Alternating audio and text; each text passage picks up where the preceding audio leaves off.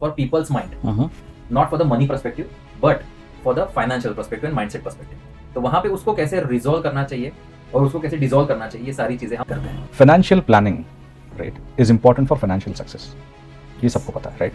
तो ये जो प्लानिंग का जो जर्नी है, जो रोड मैप है, how will you define, because you have existing set of customers, आपके जो एग्जिस्टिंग क्लाइंट्स है वेरीड इन्वेस्टमेंट एपेटाइट के हैं राइट. सबसे पहला तो होता है आपको बजट करना आना चाहिए राइट. दैट वो एक बाउंड्री बनाता है, आपको डोमेन देता है सेट करने के लिए कि आपको क्या करना है. उस बजट में खर्चा करने के लिए आपको पहले निवेश करना, सेविंग्स करना पड़ेगा, बचत करनी पड़ेगी. बचत करने के बाद जो होता है वो आपको निवेश करना पड़ेगा. निवेश will help you to grow your money to the next level. जैसे रोड मैप की बात आपने जैसे की, तो ये हम रोड मैप पहले डिसाइड नहीं करते कि किस रास्ते से हमें जाना है. तो अगर जैसे बोला जाता है ना 1% ही लोग हैं जो अमीरों की कैटेगरी में हैं, उनको ऐसा क्या चीज पता है जो नॉर्मल लोगों को पता है, and that is the main thing, journey. वो जो जिस जर्नी से जा रहे हैं, जो रोड उन्होंने चूज किया है, वो रोड के ऊपर क्या क्या माइलस्टोन्स है, उसको क्रॉस करने के बाद क्या डिसीजन लेना चाहिए. राइट. अभी बहुत सारे मेरे क्लाइंट आते हैं, मुझे बोलते हैं कि मुझे महीने का खर्चा मुझे पता है, इतना खर्चा मैं करता हूँ, ये करता हूँ. तो एट द एंड माइंडसेट क्या है लोगों का कि खर्चा करने के लिए ही कमाना है. तो वो बड़ा खर्चा हो छोटा हो, छोटे खर्चे दिखाई नहीं देते, बड़े खर्चे दिखाई देते हैं. आप जब निवेश करना शुरू करोगे तो आपका कंपाउंडिंग का बेनिफिट जो है वो आपको लाइफ में बहुत अच्छे से आप उसका बेनिफिट कर पाओगे राइट. तो सजेस्ट समथिंग कि 20s वालों के लिए क्या है, डिकेड बाद 30s वालों के लिए क्या है, 40s वालों के लिए क्या है और रिटायरमेंट के लिए क्या है. Hello everyone and welcome to the podcast of The Expert, and the subject for today is your roadmap to financial success. With us, we have our honorable guest, Mr. Yogesh Lokhande. His father is also here in the studio, and Yogesh comes with an experience of almost 11 plus years, 12 years of experience into managing finances, and he's enriched with a lot of blessings from his father. His father has been a finance expert for over 40 years for almost. So 11 years of Yogesh and Mr. Senior Lokhande's 40 years of experience adds to like 51 years of experience for them. Yes, right. And that's a wonderful thing to have, because इन्होंने देखा है last 80s से लेकर आज तक का दौर right. They have seen ups and downs of the stock market, of the governments, of the countries, of the nations and of the world. तो एक अलग नज़रिया होता है इन्वेस्टमेंट के बारे में. So we will have some question and answers to understand more on financially success कैसे होने चाहिए एक इंडिविजुअल को राइट. सो आपका स्वागत है. Yes, thank you sir. और यहाँ पे धन एक्सपर्ट के इस पॉडकास्ट के इसमें हमें as a M investment and financial आज़ादी को इनवाइट किया. इसके लिए पहले तो टीम का और सर का बहुत बहुत धन्यवाद. क्योंकि बहुत बार क्या होता है कि हमें बहुत सारे लोगों तक पहुँचना है, मगर जरिया क्या हो सकता है. Yes. ये एक जरिया है, एक प्लेटफॉर्म है जहाँ पे ऐसी बहुत सारी चीज़ें हैं जो समाज में है, हमारे क्लाइंट के साथ है, जो हमें शेयर करनी होती है, मगर टाइम हो या प्लेटफॉर्म हो, ये सारी चीज़ें मिल नहीं पाती है. तो सच में तहे दिल से मैं धन्यवाद देता हूँ धन एक्सपर्ट को कि ऐसा एक प्लेटफॉर्म उन्होंने बनाया कि जहाँ पे हम डायरेक्टली ऑडियंस के साथ कनेक्ट कर सकते हैं, क्लाइंट के साथ कनेक्ट कर सकते हैं, और जो उनकी प्रॉब्लम्स है फाइनेंस रिलेटेड उसको ईजी वे से हम सॉल्व कर सकते हैं. जैसे सर ने बताया कि ऑलमोस्ट फादर के साथ मेरी जर्नी है. ऑलमोस्ट हम 2013-14 से फाइनेंशियल इस वर्ल्ड में आए हैं. तो यहाँ पे उनका जो एक्सपीरियंस है वो ऑलमोस्ट 40 इयर्स का है. तो जैसे आपने बताया कि उन्होंने बहुत सारी चीज़ें देखी है. तो वी नो दैट कि numbers of things are there that is impacting for people's mind, not for the money perspective but for the financial perspective and mindset perspective. तो वहाँ पे उसको कैसे रिजॉल्व करना चाहिए और उसको कैसे डिसॉल्व करना चाहिए, ये सारी चीज़ें हम एम इन्वेस्टमेंट और फाइनेंशियल आज़ादी में करते हैं. तो यस, थैंक यू सर. तो ज़रूर हम इस पॉडकास्ट से बहुत सारे ऐसे इन्फॉर्मेटिव चीज़ें हैं वो शेयर करेंगे. और मैंने बहुत सारे आपके पॉडकास्ट भी देखे जैसे लोगों को बहुत अच्छे लगते हैं. कुछ क्वेश्चंस है, बहुत सारे जो यहाँ पे आए हैं गेस्ट वो भी बहुत बढ़िया है. तो ज़रूर यहाँ पे इस मौके का हम ज़रूर ज़्यादा से ज़्यादा फ़ायदा ले सकते हैं. Thank you so much Yogesh ji. So पहला सवाल हम शुरू करते हैं वेरी बेसिक से right. Financial planning right is important for financial success, ये सबको पता है राइट. तो ये जो प्लानिंग का जो जर्नी है, जो रोड मैप है, how will you define, because you have existing set of customers, आपके जो एग्जिस्टिंग क्लाइंट्स है वेरीड इन्वेस्टमेंट एपेटाइट के हैं राइट. छोटा है और कोई रिच है. So how do you define this road map और पाथ फॉर देम. तो इसको हम एग्जाम्पल के तौर से भी लेते हैं yes. ताकि उस टॉपिक को ज़्यादा से ज़्यादा डीप लेवल पे हम समझ पाए। अभी देखिए हमारी लाइफ की एक जर्नी है, राइट, और वो जर्नी पहले से सबकॉन्शियस माइंड पे इम्पैक्टेड है, इसलिए उसी तरीके से सारे लोग जीते हैं। उसके लिए कुछ हमारा समाज, कुछ एजुकेशन सिस्टम, कुछ गवर्नमेंट्स, तो इनका जो और इन्फ्लुएंस आज के तारीख में मोबाइल है, टीवी है, इनका भी एक इन्फ्लुएंस की वजह से that we are defining our lifestyle, और उसका भी एक रोड मैप होता है, राइट।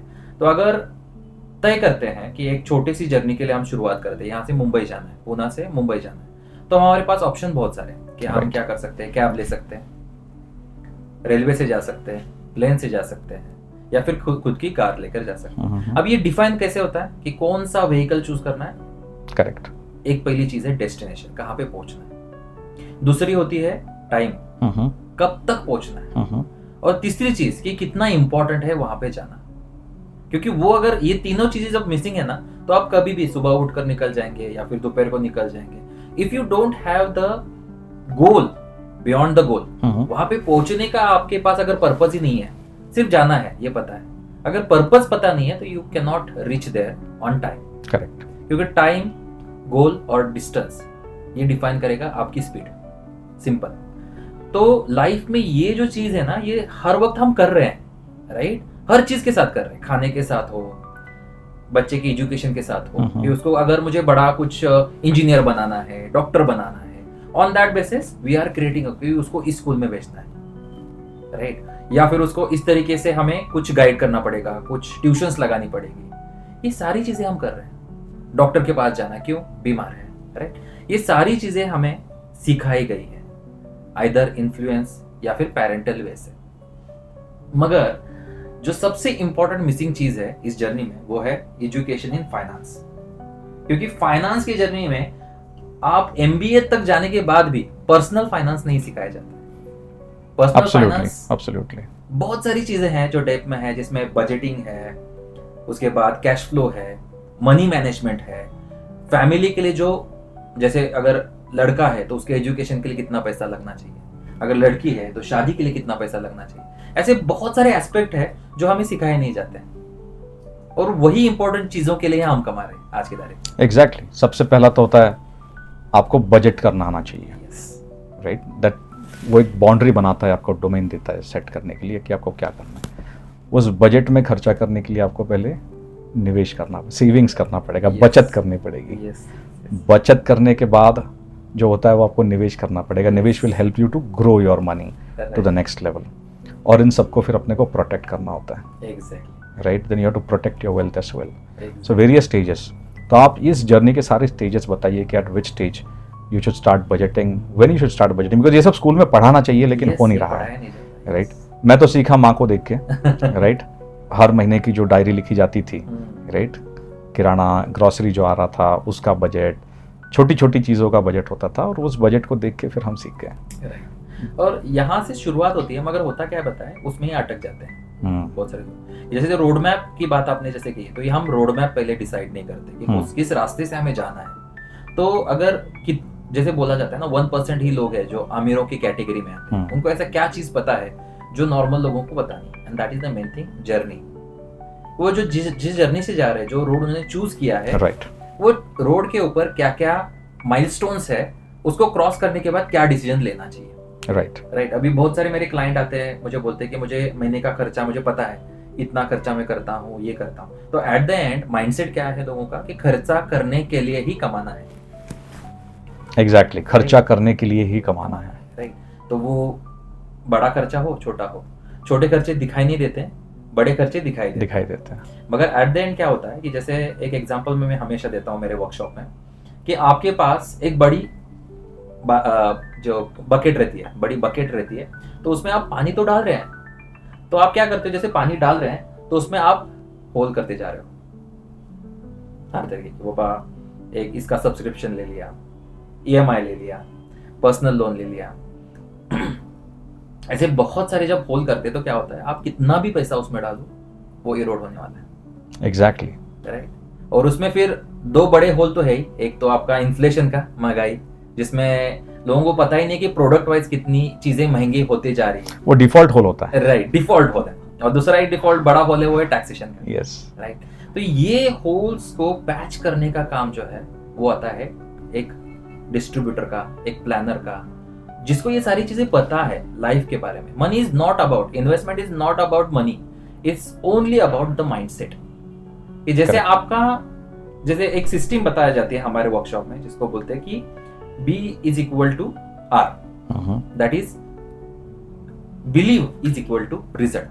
अभी इसके बीच में कुछ स्टेजेस है जो हम वर्कशॉप में बताते हैं। जैसे वो चीजें क्रॉस करते जाएंगे तो रिजल्ट ऑटोमेटिकली आपका चेंज होगा। Correct, right. जो आपने तय करके रखा है आपके पेरेंट के साइड से या फिर आपकी सिस्टम के साइड से या फिर कुछ किसी से कुछ सुना है उसके साइड से, तो आपका एक बिलीव बन जाता है और वो बिलीव के बेसिस पे आपके लाइफ में रिजल्ट आते हैं। 100%। इसमें जरा सा एक ऐड करना चाहूंगा मैं, looking at the journey of both, right. खुद में विश्वास होना जरूरी है, राइट। खुद के डिसीजंस पे विश्वास होना जरूरी है। Once you have those, he was an employ couple of years ago, I was also an employee couple of years ago, but खुद में वो भरोसा था, वो बिलीव था कि हम कुछ अलग कर पाएंगे, राइट। और उस करने की चाह में इट वाज नॉट पैसे कमाना, it was to solve a problem. और वो प्रॉब्लम सॉल्व करेंगे तो ऑटोमेटिकली सक्सेस मिलेगा and then money will be by product of that. और वैसे ही हुआ हम दोनों की लाइफ में, right. So believe, having confidence in yourself is the first stage. कुछ भी है, कुछ गोल सेट करो and believe that you will try to achieve that goal and you will achieve that goal. Yes, definitely. बहुत ही बढ़िया आपने बताया और ये जरूरी है क्योंकि बिलीफ जब तक चेंज नहीं होता है, क्योंकि क्या होता है, पीपल आर रिजिड, राइट। थोड़ा सा मैं माइंडसेट साइड पे क्यों जा रहा हूँ कि आगे वाले जो पॉइंट्स है वो ज्यादा क्लियर हो जाएंगे माइंडसेट के साथ। करेक्ट। तो जब तक वो माइंड में अटका हुआ है ना कि ये जो चीजें बता रहे हैं ये सब लोगों के लिए नहीं है, जो कम कमा रहे हैं उनके लिए क्या है, जो ज्यादा कमा रहे हैं उनके लिए है, तो राइट। सो बहुत सारे तरीके के माइंडसेट है जो आपके इस जर्नी से ये जर्नी, जैसे बोलते हैं ना कि एक जर्नी पे आप हो आज की तारीख में और आपको जाना एक रिच डेस्टिनेशन पे, तो वो रिच डेस्टिनेशन जाने के बीच में जो भी माइलस्टोन है ना वो हर एक माइंडसेट के साथ जुड़े हुए हैं। करेक्ट। कुछ बिलीफ आपने बना के रखे हैं, उसको ब्रेक करने के बाद यू विल गेट देयर। क्योंकि अगर स्टार्टिंग में कोई भी इन्वेस्टर आता है तो बोलता है नहीं ट्रस्ट नहीं है, राइट। मगर मार्केट में जाके वो पॉन्जी स्कीम में पैसा डालेगा, एग्जैक्टली, ड्रीम 11 में पैसा डालेगा, हाँ, राइट। वहां पे अगर देखोगे 100 करोड़ से भी ज्यादा लोगों की इन्वेस्टमेंट है। यस, 100 करोड़ लोग किसको बोला जाता है? जियो, जब हम मैच देखते हैं तब जियो हॉटस्टार के वो जो मैच के इसमें देखते हैं तो वहां पे दिखता है 21 करोड़ लोग देख रहे हैं, राइट। मीन्स वहां पे देखने के लिए भी 21 करोड़ लोग हैं, मगर इन्वेस्ट करने के लिए या फिर पैसा डालने के लिए ड्रीम 11 में 100 करोड़ से ज्यादा लोग हैं वहां पे। करेक्ट। तो people are not believing what they are, instant gratification चाहिए, अगेन माइंडसेट। क्या आपके पास ड्रीम 11 है? नहीं, मेरे पास तो नहीं, मेरे पास भी नहीं है। मैंने लाइफ में कभी यूज नहीं किया। और जितने भी इन्वेस्टर जो इसको खेलते हैं उनको मैं बताता हूँ कि महादेव ऐप जो हुआ स्कैम, हाँ, तो उसके साथ क्या हुआ, कितने लोगों का पैसा गया, राइट। तो वहां जाने से अच्छा you will define your destination, right. Again back to the road map. तो वहां पे रोड मैप में जाने से पहले आपको पहले डिफाइन करना पड़ेगा आपका डेस्टिनेशन क्या है। विदाउट, अगर आप स्टार्ट कर रहे हो ना, तो उसमें मैं हमेशा बोलता हूँ कि अगर एक शिप है, उस शिप में अगर गाइड नहीं है, जो जिसको चलाने वाला जो रहता है, जिसके पास स्टीयरिंग रहता है, वो नहीं है, और उसके अंदर कोई डेस्टिनेशन डिफाइन नहीं किया है और उसकी कंडीशन भी ठीक ठाक है, तो क्या वो चीज, वो शिप जो है राइट डेस्टिनेशन पे जाएगा? बिल्कुल नहीं, कहीं जाके वो अटक जाएगा या फिर कोलैप्स हो जाएगा, राइट। तो सेम लोगों के साथ हो रहा है, ऑलमोस्ट 90% लोगों के साथ यही हो रहा है। पैसा तो कमा रहे हैं मगर उनको पता नहीं करना क्या है, राइट डायरेक्शन नहीं है, उनको कंट्रोल करने वाला, उनको डायरेक्शन देने वाला, उनको हैंड होल्ड करने वाला आज की तारीख में बहुत कम डिस्ट्रीब्यूटर्स है, बहुत कम प्लानर्स है जो उनको राइट डायरेक्शन पे, और उनकी डायरेक्शन अलग है ना, उनका डेस्टिनेशन अलग है, तो वो डिफाइन करना, उनको वो क्लैरिटी देना, ये पार्ट मिसिंग है आज की तारीख में। राइट, लोग बहक जाते हैं आजकल की लाइफस्टाइल में। व्हेनेवर टिपिकली हम लोग सिटी लाइफ और कॉस्मो लाइफ में देखते हैं ना, so there are so many distractions for us. मतलब अनस्केड्यूल्ड पार्टी इनविटेशंस होते हैं, राइट। अब पार्टी में गए तो कुछ हज़ार खर्चा होना ही है, और वो तो अनस्केड्यूल्ड है, that is not planned, not budgeted, nothing. कभी किसी का अचानक से शादी का या किसी इसका इनविटेशन आ जाता है तो उसके लिए कुछ अलग फंड्स लगते हैं, and these are not budgeted, right. These keep on training, right. तो एज यू सेड, पहले तो डिफाइन करो कि आपका टारगेट क्या है, कहाँ पहुँचना है, डेस्टिनेशन आपका। अभी तो how do you define that? कि वो आप कैसे मदद करोगे, बिकॉज सी अलग अलग एज ग्रुप के लोग आपके पास आएंगे। कोई 20 साल का होगा, right, and I would always recommend you start savings and investment as early as possible, right. आप जब स्टूडेंट होते हो तब आप जब निवेश करना शुरू करोगे तो आपका कंपाउंडिंग का बेनिफिट जो है वो आपको लाइफ में बहुत अच्छे से आप उसका बेनिफिट कर पाओगे, राइट। तो सजेस्ट समथिंग कि 20s वालों के लिए क्या है, डिकेड बाद 30s वालों के लिए क्या है, 40s वालों के लिए क्या है, और रिटायरमेंट के लिए क्या है, राइट। तो before jump into that age group, वो भी रोड मैप का ही पार्ट है, सबसे इंपॉर्टेंट पार्ट है जहाँ पे इंटर कर रहे हो, राइट। अभी आपको डेस्टिनेशन पता करने के लिए आपका एज ग्रुप एक सबसे इंपॉर्टेंट चीज है, क्योंकि वो डिफाइन करेगा आपका टाइम, कब तक अचीव करना है या फिर कब तक वहां पे रीच आउट करना है। तो इसके लिए ना मैं एक रेफरेंस पॉइंट भी देता हूँ सर, कि जो जिसने मेरी लाइफ बदली ना, वो रेफरेंस पॉइंट हर एक इन्वेस्टर के पास, हर एक व्यूअर के पास जाना चाहिए। और वो देख भी सकते हैं कि IDFC म्यूचुअल फंड ने एक मूवी बनाई है, 1 इडियट करके। 1 idiot.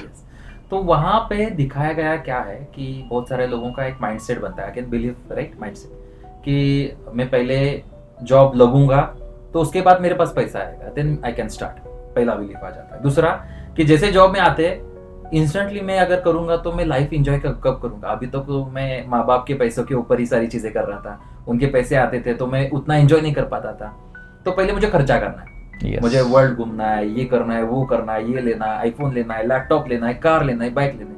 And at the end एक एज आती है 30-35 की, उस टाइम पे इतने सारे लोन हो जाते हैं कि दे आर रियलाइजिंग कि यार सारे डिसीजन जो थे वो सारे गलत थे, including mobile phone loan. Yes, everything, numbers of subscriptions, numbers of other kind of spendings, yes. सारे खर्चे सिर्फ ते बोलते हैं ना कि दिखाने के लिए सारी चीजें की गई, yes. और इसका मेरे लाइफ में 0.1% भी मेरे लाइफ में इसका कुछ फायदा नहीं हुआ। तो डिले होने से अच्छा अर्ली करना बहुत अच्छा है। तो वहां पे जब 1 इडियट मूवी देखी तो वहां पे एक बच्चा, 10 साल का बच्चा है, जो उसके पिगी बैंक के लिए उसकी दादी, उनके कोई रिश्तेदार उसको पैसे देते थे और वो सारा पैसा म्यूचुअल फंड में डालते थे। And the result when he has the age of 25, वो उनके पेरेंट्स के लिए एक कार देता है, दैट इज रोल्स रॉयस। क्या बात है। So it's the dream, right, the destination. अगर आपको ड्रीम रखना ही है तो ऐसा रखो कि जो कोई नहीं कर सकता, और इजी भी है। हमारे इस जर्नी में ऐसे बहुत सारे लोग हैं जिन्होंने ये फॉर्मूला यूज करके, बहुत सारे लोगों ने ब्लैक फैंटम जो है रोल्स रॉयस की वो ली भी है। लोगों को अगर पूछा तो उसकी प्राइस क्या है, लोगों को उसकी प्राइस भी नहीं पता है। अगेन माइंडसेट, उनको लगता है ये अचीवेबल नहीं है। अचीव हो सकता है, सारी चीजें अचीव हो सकती है, मगर सिंपल वो पता होना चाहिए कि मुझे क्या चाहिए। Exactly, right. अभी आते हैं एज ग्रुप में, जैसे राइट एज क्या है। तो जैसे बोला जाता है ना कि राइट एज ऐसे कोई नहीं है, ये अगेन इन्फ्लुएंस है।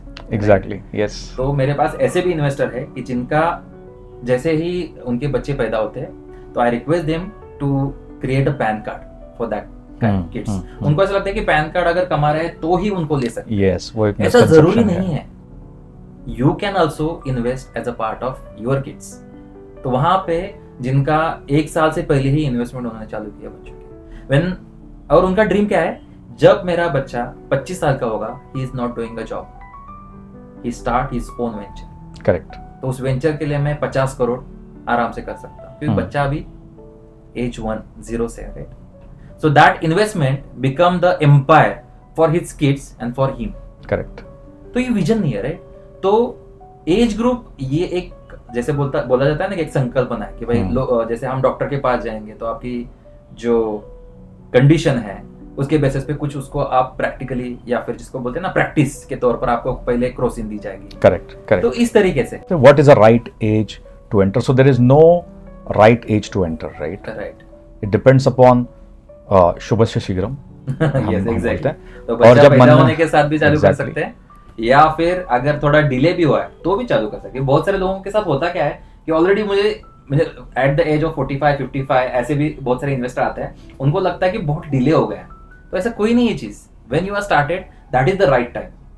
व्हेन यू रियलाइजिंग कि ये जरूरी है, तभी आपको शुरुआत करना है। तो ऐसा एज बास्केट कुछ है नहीं।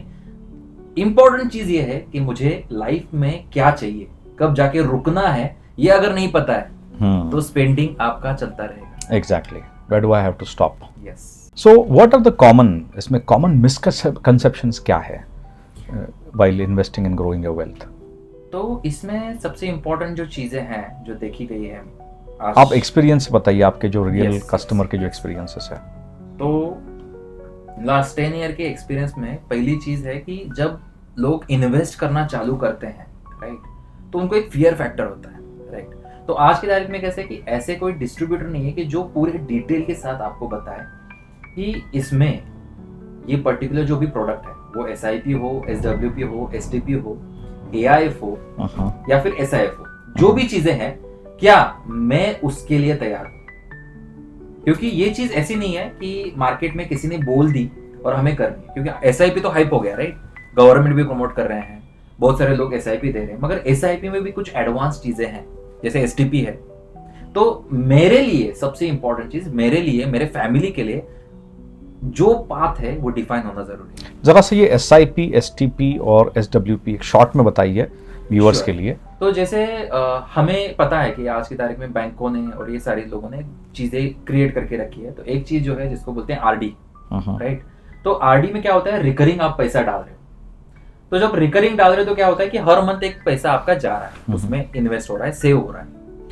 वैसे ही है SIP। तो SIP को बोला जाता है कि सिंपल इन्वेस्टमेंट प्लान, जो सिंप्लीफाइड करके आपको दिया गया है, कि जिसमें आपको स्ट्रक्चर्ड भी होता है, सिस्टमेटिक भी होता है और स्ट्रेटेजी भी होता है। तो इतनी सारी चीजें उसमें होती है, मगर चीज क्या है कि आप डिफाइन करोगे कि हर महीने में मेरे अकाउंट से एक 5,000, 10,000, 1,00,000, जो भी अमाउंट हमारी डिफाइन है, हर महीने वो इन्वेस्टमेंट होगी। तो ये हो गया डिसिप्लिन जो मिसिंग है इन्वेस्टर में। कि जैसे बहुत सारे इन्वेस्टर आते हैं, मुझे पूछते हैं कि स्टॉक मार्केट करे या SIP करे, तो मैं बोलता हूँ SIP करो, कोई डिसिप्लिन नहीं ना स्टॉक मार्केट में। आप पैसा कब डालने वाले हो? तो आप वो बोलते हैं कि मार्केट जब नीचे गिरेगा। मार्केट गिरने के टाइम पे पैसा होता है क्या? नहीं होता। तो सबसे बेस्ट, अगर वेल्थियर बनना है तो सबसे बेस्ट है SIP। और SIP का ही एडवांस वर्जन, जैसे बोलते हैं ना कि उसका पेरेंट या उससे भी एडवांस जो वर्जन है, that is a step up SIP, जिसमें आप और कुछ ऐड कर सकते हो हर साल। अगर 10,000 है तो नेक्स्ट ईयर 11 हो जाएगा। अगर ये साल 1,00,000 है तो नेक्स्ट ईयर 1,10,000 हो जाएगा। तो ये सिस्टमेटिक हो रहा है, एक डिसिप्लिन दे रहा है, उसको फोकस दे रहा है कि मुझे जो चीज लाइफ में अचीव करनी है, वो अचीव करने के लिए सबसे इंपॉर्टेंट चीज है फोकस। अगर वो फोकस क्लियर नहीं है तो वो आपकी SIP बीच में बंद हो सकती है। दूसरी चीज है STP। अभी बहुत सारे इन्वेस्टर जब मार्केट के रिलेटेड फियरफुल रहते हैं, उसके बहुत सारे फायदे हैं, STP के भी फायदे हैं। उसमें से एक फायदा मैं आपको बताता हूँ कि जैसे मार्केट में कुछ फियरफुल कंडीशन है, जैसे कोरोना के टाइम पे हो गई, मगर मेरे पास पैसा है तो मैं क्या करूँ? मार्केट नीचे जा रहा है, उस टाइम पे मैं क्या करूँ? तो उस टाइम पे लमसम में, जैसे हम इसमें बैंक में FD करते हैं, वैसे म्यूचुअल फंड में भी लमसम में हम पैसा डाल सकते हैं, जिसको बोलते हैं लमसम। अभी लमसम में हम पैसा डालेंगे और वहां से SIP स्टार्ट कर सकते हैं, जिसको बोलते हैं सिस्टमेटिक ट्रांसफर प्लान। जिसका फायदा बहुत सारी चीजों के लिए है कि मुझे एग्रेसिव फंड में जाना है मगर अभी नहीं जाना है, बाद में जाना है, तो हम लमसम करके उसको चेंज कर सकते हैं, राइट। तीसरी चीज जो है वो है SWP। उसके तो बहुत सारे फायदे हैं SWP। Yes.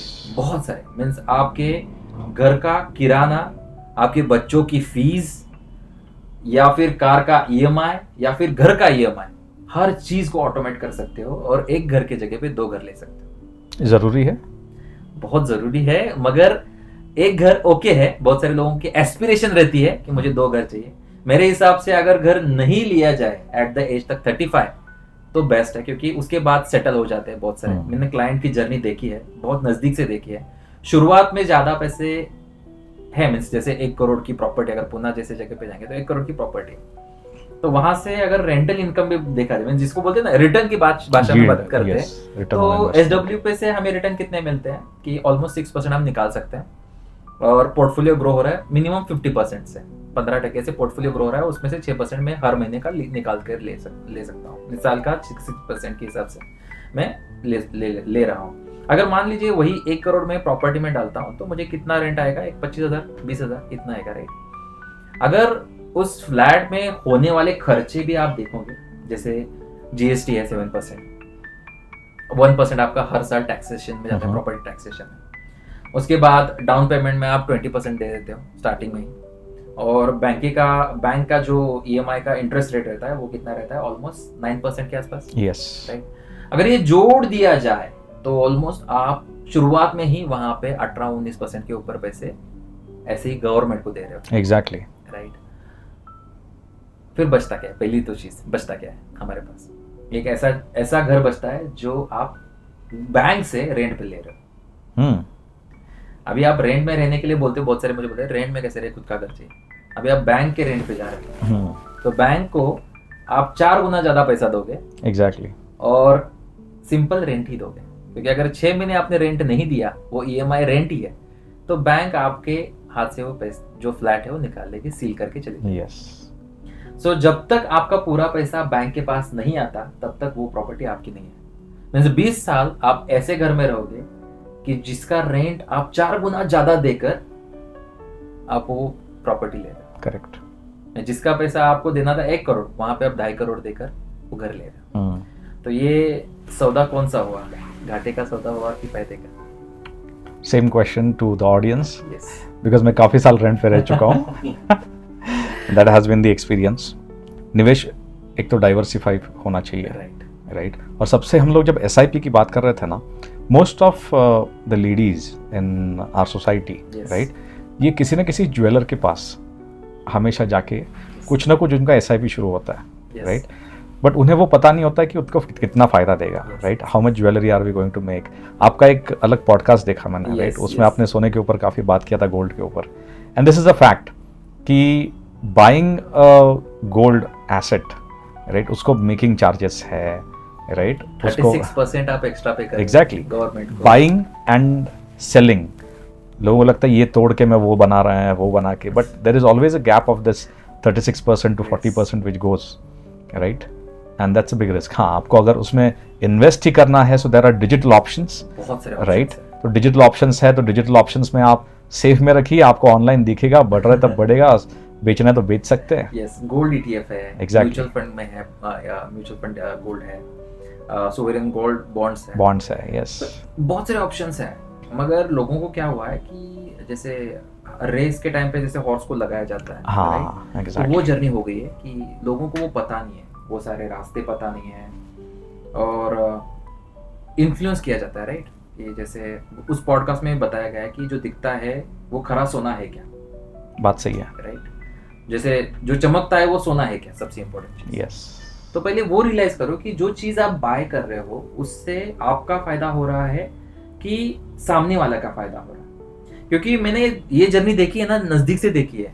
लोग ना जोश के साथ ना दूसरों को अमीर करने में लगे हुए हैं, बहुत ही रिग्रेस है। फ्लैट ले लो, गोल्ड ले लो, कार ले लो, अरे उसमें आप किसको अमीर कर रहे हो? Yes. पहले ये देखो लग्जरी मीन्स क्या, ये बेसिक चीजें लोगों को पता नहीं। Making someone else rich for your comfort. So, लोगों को वो दिखाया जा रहा है, आपको वो बताया जा रहा है कि ये चीज आप लोगे तो अमीर दिखोगे। मगर आपने कभी अगर देखा है कि अमीर लोग रहते कैसे हैं? जैसे स्टीव जॉब को आपने देखा है, हाफ पैंट में रहते थे, राइट। मार्क जुकरबर्ग एक ही शर्ट, सेम पैटर्न के शर्ट्स। तो लग्जरी किसको बोला जाता है पहले रियलाइज करो, क्योंकि ये जब तक रियलाइज नहीं होगा ना तब तक आप दूसरों को अमीर करते रहोगे। और ये चीज इतनी जैसे बोलते हैं ना कि ये बिलो द टेबल वाली चीज है कि लोग इसके ऊपर बात नहीं करना चाहते, क्योंकि इतने बड़े ब्रांड्स बैठे हुए हैं जो खुद का बिजनेस करने के लिए बैठे हैं। एग्जैक्टली। एप्पल हो, मारुति हो, या फिर कोई भी ब्रांड हो, ये क्या कर रहे हैं, आपको दिखा रहे हैं कि ये लग्जरी है। तो back to the point, SWP ऐसी चीज है ना कि जो आपको इस सारे चंगुल से बाहर निकाल देगी। और आपको जिस तरीके से लाइफ जीनी है आप जियो। लग्जरी मीन्स क्या है, पहले जानो ना लग्जरी क्या है। आप आपके एक जो भी चीजें आपको लग रही है, पहले वो सारी चीजें है कि लाइफ में वो चीजें छोड़कर आप सारी चीजें ले रहे हो, राइट। तो और पीस गवा कर बैठ रहे हो, अगेन माइंडसेट। तो पीस पहले जान लो कि पीस होना चाहिए। आप इन्वेस्टमेंट कर रहे हो, कमा रहे हो, आपके जीवन में वो शांति है क्या, वो समाधान है क्या, वो संतुष्टि है क्या? जब तक वो चीज नहीं होगी तब तक आपको लग्जरी नहीं पता होगी। सो SWP के बारे में एक क्वेश्चन दिमाग में आया। So you mentioned a ballpark figure of 15% returns. Yes, right, exactly. Right? और what is the actual in the last one decade आपने क्या देखा है? Because कोविड का टाइम देखा, उसके बाद की रैली देखी, यस फिर जो अभी कंसोलिडेट हो गया मार्केट, इन सब फेजेस में what has been the average range of returns for your clients, right? Yes क्या वो निफ्टी को बीट करता है? इज इट रियली 15% और समटाइम इज इट मोर और इज इट लेस? और उसमें से फिर हमें कितना SWP में हम कितना विड्रॉ कर सकते हैं? एग्जैक्टली। तो सारी चीज़ें हम स्टेप बाय स्टेप जानते हैं ये पॉइंट्स के साथ। जैसे हमने फ्लैट का एग्जांपल लिया, तो फ्लैट में जो रेंट आ रहा है 20,000 का, अगर कैलकुलेट करेंगे तो वो आ जाता है 2.5%, 2% से 2.5% का उसका रिटर्न आता है। करेक्ट। ठीक है, जो मैं 6% बोल रहा हूँ वो उनका 2% या 2.5%, वो भी ओवरऑल, राइट? ओवरऑल नहीं, उससे कुछ बढ़ेगा नहीं, उससे घटेगा नहीं, ओवरऑल आ जाएगा। अभी वो अगर पकड़ेंगे तो उससे अच्छा तो FD थी, क्योंकि FD एटलीस्ट 6% बोलकर टैक्सेशन कट कर आपको 4-4.5% तो दे रही है। तो मैं बहुत सारे इन्वेस्टर को बोलते हूँ कि आपको अगर इक्विटी ज्यादा रिस्की लग रही है तो FD करो, FD is the best option then. अगर आपको इक्विटी करना है तो FD is a full disaster. तो पहले तो जान लो, जैसे आप जानते जाओगे, जैसे नॉलेज इज द पावर बोला जाता है, वर्ल्ड की सबसे इंपॉर्टेंट करेंसी है वो नॉलेज है। एग्जैक्टली। जितना नॉलेज गेन करोगे उतना ज्यादा पैसा कमाओगे। सिर्फ पता होना चाहिए कि नॉलेज क्या लेना है। तो इसमें जैसे सर ने क्वेश्चन पूछा कि रिटर्न के बारे में, तो किसी भी एंगल से अगर मुझे पूछा जाए कि फॉर द इन्वेस्टमेंट पर्सपेक्टिव, तो सबसे जो वर्स्ट कैटेगरी में मेरे हिसाब से जो आती है वो आती है फ्लैट, अगर बाय करना है रेंटल के हिसाब से। उसके बाद जैसे बोला कि आपने अगर मार्केट की बात की है, तो मार्केट में मैंने 10 साल से इस मार्केट में हूँ, तो मेरे ऐसे बहुत सारे क्लाइंट्स हैं जो रिटायर हुए हैं, उन्होंने 1-1, 2-2 करोड़ की इन्वेस्टमेंट की है और उसमें से उनकी SWP चालू है। परहैप्स उन्होंने इतना विड्रॉ करके 4-5 सालों में स्टिल उनका पोर्टफोलियो ऑलमोस्ट दुगने से भी ज्यादा हुआ है। अगर ये रिटर्न की भाषा में बोला जाए तो 15% में नहीं बैठता है। तो मिनिमम टू मिनिमम मेरे जो क्लाइंट है जिनका पोर्टफोलियो कम है, उनका 15%, 16%, 17% तक का उनका रिटर्न है, जो कुछ क्लोजर 2 साल 3 साल ऐसे हैं उनका। मगर जिन्होंने ज्यादा समय से मेरे साथ है, जैसे 6 ईयर 7 ईयर्स, अगर उनका ओवरऑल रिटर्न भी पकड़ा जाए, CAGR जिसको बोला जाता है, वो ऑलमोस्ट 20-22, इस केस में 25 जहां पे एग्रेसिव है, क्योंकि वो एज भी मैटर करता है, राइट? कौन से एज में आप इंटर कर रहे हो उस हिसाब से आपका पोर्टफोलियो बनता है। तो यस, बट ऑब्वियस कि अगर रिटर्न की बात की जाए तो रिटर्न ज्यादा भी मिलते हैं, मगर उसमें सबसे इंपॉर्टेंट चीज है डिसिप्लिन अगेन। क्योंकि होता क्या है कि मुझे पहले साल मिल गया 34%, तो लोग एकदम से खुश हो जाते हैं, विड्रॉ कर लेते हैं। और दूसरा कि निगेटिव आ जाता है कभी कभी, 2%, 3%, 5% तक रिटर्न निगेटिव आ गया पहले साल ही। तो उस केस में भी सर आपने बोला था 15% और मुझे मिल रहा है माइनस, कैसे होगा सर? तो उस टाइम पे भी डिसीजन जो है वो चेंज हो जाता है, क्योंकि डिसिप्लिन नहीं, उनको पता नहीं, उनका फोकस सिर्फ और सिर्फ रिटर्न है, राइट? तो पहले तो वो चेंज करना जरूरी है, क्योंकि उनको अगर वेल्थ क्रिएट करना है, हमारा काम क्या है? उनको बेस्ट रिटर्न ला के देना है, राइट? उनका काम क्या है वो समझना जरूरी है। Patience is the best discipline. Yes, patience is the best discipline. और हर एक का एक, जैसे बोलते हैं ना, हर एक का एक काम है, राइट? IT जो काम कर रहे हैं उनका सॉफ्टवेयर डेवलपमेंट करना काम है, वो मैं नहीं कर सकता हूँ, यस, राइट? डॉक्टर का काम क्या है कि वो मरीजों को राइट दवा देना। तो वैसे ही फाइनेंशियल डिस्ट्रीब्यूटर प्लानर का बहुत ही इंपॉर्टेंट रोल है, and people are not serious about it. उनको ऐसा लगता है ना माइंड में कि मैं उनके खातिर पैसा इन्वेस्ट कर रहा हूँ। हाँ, ऐसा ही लगता है। उन्हें सबसे पहला क्वेश्चन आता है कि मैं चलो आपके पास 1 लाख रुपए इन्वेस्ट कर रहा हूँ, तो इसमें से आपका परसेंटेज कितना होगा? तो अगर आप मतलब you are helping them, the experts are advising to grow their wealth. FD में रखोगे तो चलो 6-7% मिलेगा, but if somebody is helping you to gain more than 15%, and there are so many good things that 15 to 30% तक के returns देखे हैं मैंने लाइफ में। और if somebody is advising you for that, isn't he or she applicable for a nominal fee of Very nominal. Yes. उनको यही पता नहीं है कि अगर वो बैंक में FD भी रख रहे हैं ना, तो वहां पे 1-1.5% तो बैंक लेती है मिनिमम, और वो किसी के रेफरेंस से आई तो 2% तो कहीं ना कहीं, तो उससे अच्छा PMS में डालो ना पैसा। Yes. मिनिमम तो 25% आपको मिलने वाला है। Yes. मगर पीपल आर लाइक, जैसे बोलते हैं नैरो माइंडेड, या फिर अगेन इट्स माइंडसेट, जो इन्फ्लुएंस किया जाता है। और समाज में ज़्यादा बोला जाता है। देयर आर सर्टन थिंग्स जो मतलब हम अगर कहीं जाते हैं, कहीं ट्रैवल भी कर रहे हैं और हमने जस्ट कहा कि सर दर्द हो रहा है, तो हमें 4 लोग दवाइयाँ अलग अलग Yes, सुझाएंगे। yes, yes, yes. कोई टोटका सुनाएगा, कोई बोलेगा ये कर लो, कोई बोलेगा वो कर लो। So Yes. Doctors are everywhere, Yes. Right. ऐसे ही फाइनेंशियल डॉक्टर्स भी बहुत हैं। बहुत सारे हैं। Family भाई मैं में तुझे है, टिप्स चाचा, देता हूँ। चाची, हाँ, बहुत मामा, होते हैं। मामी। फ्रेंड्स में होते हैं, फैमिली में होते हैं, पड़ोसी होते हैं, बहुत कुछ होते हैं। But end of the day जब आप बीमार होते हैं तो किसके पास जाते हो? Exactly. रियल डॉक्टर के Yes. पास। आप गूगल के पास नहीं जाओगे ना उस टाइम पे कि अगर ऑपरेशन करना है, आप एआई को पूछ लिए कि ऐसा ऐसा है और आप ऑपरेशन की प्रोसेस बताओ। You can not do it. You can not do it, you need a right person to do it. और इसीलिए सबसे इंपॉर्टेंट चीज़ है कि engage with the right financial expert at the right time, right. And it's a long term relationship. You connect, you identify the right one, you evaluate, और अगर आप दोनों का तालमेल अच्छा बैठता है तो that becomes a relationship for life long. Exactly. और एक्चुअली डिस्ट्रीब्यूटर जो भी है ना, it's a family guy. Yes. तो जैसे वो रिलेशन बनाना चाहते हैं, ना कि आपसे सिर्फ इन्वेस्टमेंट। जब वो रियलाइज होना चालू हो जाएगा ना कि people are like in our industry, they are not earning much from mutual fund और SIP and everything, but they know that when the people are satisfied in their life, when they achieve their goal, what kind of satisfaction we are getting. उनकी अभी मैं recently एक example देता हूँ। मेरे client है, उनकी सैलरी कुछ तो 20, छोटी चीज़ें ज़्यादा इम्पैक्ट करती है, जैसे बोलते हैं छोटी चीज़ों का बहुत इम्पैक्ट रहता है अगर पीपल आर नॉट रियलाइजिंग। तो सैलरी ऑलमोस्ट 20,000 22,000 की सैलरी है।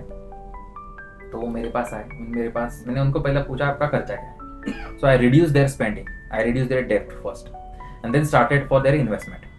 अभी इन्वेस्टमेंट जैसे चालू की तो पहले 3,000 से चालू की, राइट। फिर बढ़ते बढ़ते वो 15,000 तक गई।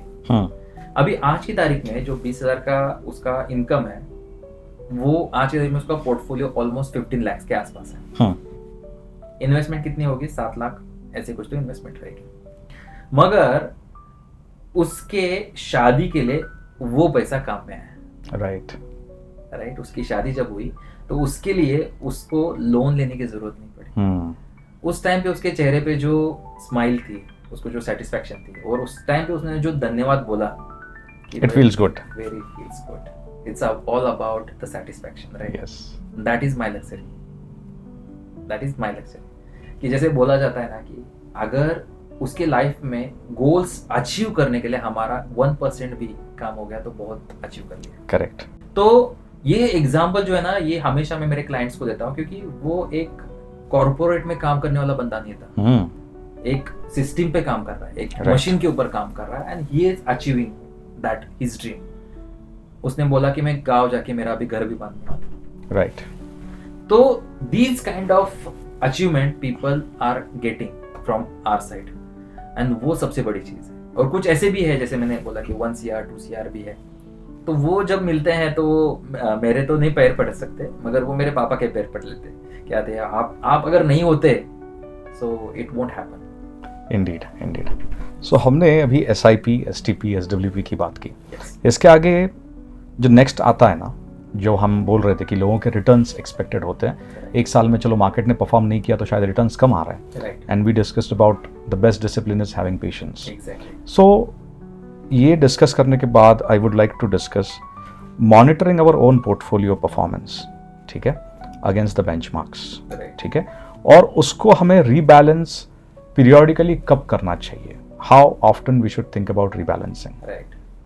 तो अभी इसको थोड़ा बैक जाकर यहाँ पे आते हैं कि कब रिव्यू करना है। अभी करंट सिचुएशन कैसे रहती है, people when they think review करने की बात करते हैं कब, जैसे कोविड आया, दे थिंक कि भाई अभी रिव्यू करने का समय है, रीबैलेंस करने का समय है। और होता क्या है कि अगेन जो मिस्टेक हमेशा होती है ना, मिस्टेक करनी अच्छी है, मगर हर बार वही मिस्टेक कर रहे हैं ना, इसलिए अमीर नहीं बन पाते। तो वो क्या मिस्टेक है कि जब मार्केट नीचे होता है they are very fearful, yes, जब मार्केट ऊपर होता है दे आर ग्रीडी।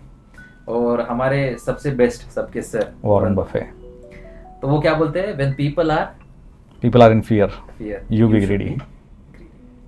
अभी ये जो रूल है ना, ये कितनी बार भी बताओ मगर पीपल आर नॉट रियलाइजिंग, क्योंकि वो हम्म। कंडीशन में जा रहे हैं और जिसकी जलती है उसको ही समझता है, राइट। तो उनको ये बोला जाता है उस टाइम पे कि आपके साथ मैं हूँ, राइट, मैं हूँ जो आपको 100% अचीव करके दूंगा। तो पहली चीज कि वहां पे रिव्यू करने की जरूरत नहीं, वहां पे पेशेंस की जरूरत है जहां पे ऐसी कंडीशन आती है। क्योंकि रिटर्न की अगर बात करते हैं तो people are more in a number perspective, correct, right. तो नंबर से ज्यादा ना उनको गोल पर्सपेक्टिव होना जरूरी है, डिफाइन गोल कि मुझे मेरी लाइफ में क्या अचीव करना है। रिटायर होना है तो कितने नंबर के साथ, 1 CR के साथ, 5 CR के साथ, 10 CR के साथ, ये डिफाइन होना जरूरी है। अब ये जब डिफाइन होगा तब उनको रियलाइज होगा कि मुझे इन्वेस्टमेंट कितनी करनी चाहिए। इन्वेस्टमेंट जैसे चालू होगी तब हम उनके साथ जुड़ते हैं इस लेवल पे कि नाउ 1 साल के बाद, 2 साल के बाद, 5 साल के बाद इसको रिव्यू करना है, correct, right. Depend upon the goal, not depend upon the investment. this is important. Your review should be depending upon your goal, right, and not upon कि भैया अब मैंने इतना डाला है तो हर महीने जाके देखूं और मेरी हार्ट बीट बढ़ाऊं, थोड़ा ब्लड प्रेशर बढ़ रहा है, थोड़ा पाल्पिटेशन हो रहा है, यस यस, राइट। और वो मिसिंग पार्ट है, राइट। कोई नहीं बताता कि आपकी गोल बेसिस पे आपको रिव्यू करना है। लोगों को लगता है कि मैं इतना डाल रहा हूँ तो इसको रिव्यू करना है, 1 करोड़ डाल रहा हूँ तो फिर हर साल करना है, क्या जरूरी नहीं है। बट ये ग्लोबल कंडीशंस आज जो देख रहे हैं Right. लोग, टैरिफ वॉर्स चल रहे हैं, वॉर सिचुएशंस चल रहे हैं, इसमें कुछ न्यूज़ आते हैं वर्ल्ड लीडर से, राइट, और it Impact impacts a lot. अब किसी ने गोल कर लिया है कि चलो पिछले 4 साल से तो इन्वेस्ट कर ही रहा है बेचारा, ठीक है, उसका है टारगेट कि उसको 2026 में शादी करनी है, ठीक है। अब 2026 में शादी करनी है, अभी जाके पोर्टफोलियो देख रहा है तो डर लग रहा है उसे, यस यस, राइट। तो ऐसे सिचुएशंस में how will you help advise right. People? तो देखो, जब एम इन्वेस्टमेंट के साथ या फाइनेंशियल आज़ादी के साथ हम हमारे साथ जैसे जुड़ते हैं ना, तो उनको पहले उनके साथ बैठकर पहले प्लान किया जाता है, उनका एज बास्केट क्या है, आगे आके उनको रियलाइज किया जाता है कि आपके लाइफ में क्या क्या चीजें आ सकती है। शादीशुदा है तो बच्चे आएंगे, सर्टन उनका एजुकेशन का फी आएगा, हायर एजुकेशन का फीस आएगा, ये सारी चीजें विद नंबर कि उस टाइम पे उस समय पर कितना खर्चा होने वाला है। मान लीजिए आज की तारीख में एजुकेशन के लिए इंजीनियरिंग करना है तो बच्चे का अगर आज देखेंगे तो 10 लाख से 15 लाख आपको लगेगा। मगर अभी बच्चा है 10 साल का, उसको लगने वाला है 5 साल के बाद या फिर 8 साल के बाद उसको लगने वाला है। तो उस टाइम पे उनको वही खर्चा उतना रहेगा जितना अभी है? बिल्कुल नहीं, क्योंकि इन्फ्लेशन है। और लोगों को ये नहीं पता कि हर चीज के साथ इन्फ्लेशन का जो परसेंटेज है वो चेंज हो जाता है। Yes, right. तो उनको ये सारी चीजें पहले डिटेल में स्टेप बाय स्टेप बताई जाती है, कैलकुलेशन किया जाता है पर्सनल प्लानिंग में, और उनको फिर पर्सनलाइज एक प्लान बनता है उनका। अभी जैसे आपने क्वेश्चन पूछा, ये क्यों हुआ? जो मैंने एग्जांपल दिया था शिप का, जिसके ऊपर गाइड नहीं है, जिसको डायरेक्शन पता नहीं है, जिसको कहाँ जाना यही पता नहीं है, तो उसको ये क्वेश्चंस आएंगे। Correct, right. व्हेन दे कम और they gone with the process of personal financial planning, they are resonating directly with their goals कि मुझे इस साल इतना पैसा चाहिए, तो based on that which asset that we have to give it, that defines that, right, ठीक है। तो वहां पे रिटर्न मैटर नहीं करता, इसलिए तो गोल इंपॉर्टेंट है। पेशेंस कब आता है ज्यादा से ज्यादा कि when people are not according to their plan, not according to their goals, when they realizing it कि भाई मेरा गोल यही है, मेरे बच्चे को ना मुझे IIM ही करवाना है या फिर IAS बनवाना है, जो भी डिफाइन है ना, then you are started working on that way, right. Destination की जो बात हुई हमारी, तो जब ये सारी चीजें डिफाइन हो जाती है और उनका जब गोल है, जैसे बहुत सारे गोल हम रोड मैप में करते हैं, तो बेसिक जो है 6 चीजों के ऊपर बात करते हैं कि इमरजेंसी फंड होना चाहिए 3 to 6 मंथ का। yes. तो आप देखो ये चीज जो है ना, ये डिफाइन कहीं ना कहीं किसी ने की है, एटलीस्ट इतना करो। मगर आपके रोल के हिसाब से, as an you are the manager, you are the director, you are the owner of this company, right. If you are planning for only 3 to 6 months, it will work. No, at least 1 year to 2 years of fund that you have to kept in your emergency fund. Correct. तो person to person, the position to position, it will change. तो लोगों को क्या लगता है, अरे उन्होंने इतना बोला था 3 to 6, okay. No, it's not in that. Exactly. What is your skill? Market में आपकी स्किल का डिमांड क्या है, आपके खर्चे कितने हैं, exactly. आपका रोल क्या है। The more higher you climb up the ladder, right, the more difficult it becomes, and the corpus has to be that high. अभी जैसे अगर जिसकी 20,000 50,000 तक इनकम है मंथली, उसका जॉब चला जाता है और उसने से 6 महीने का किया, ओके, क्योंकि उसको पता है कि 6 महीने में मुझे जॉब लगनी है, क्योंकि इतना सैलरी तो हर कंपनी देती है। मगर वो सीईओ है जिसको निकाल दिया गया है, क्या उसको 1 साल में मिल सकता है? उतनी सैलरी कंपनी देने के लिए तैयार है, उतनी कंपनियां है जो उतनी सैलरी बेयर कर सकती है। Exactly. So everything is not जज बाय ओनली दैट प्लान जो सिस्टम में बताया जाता है।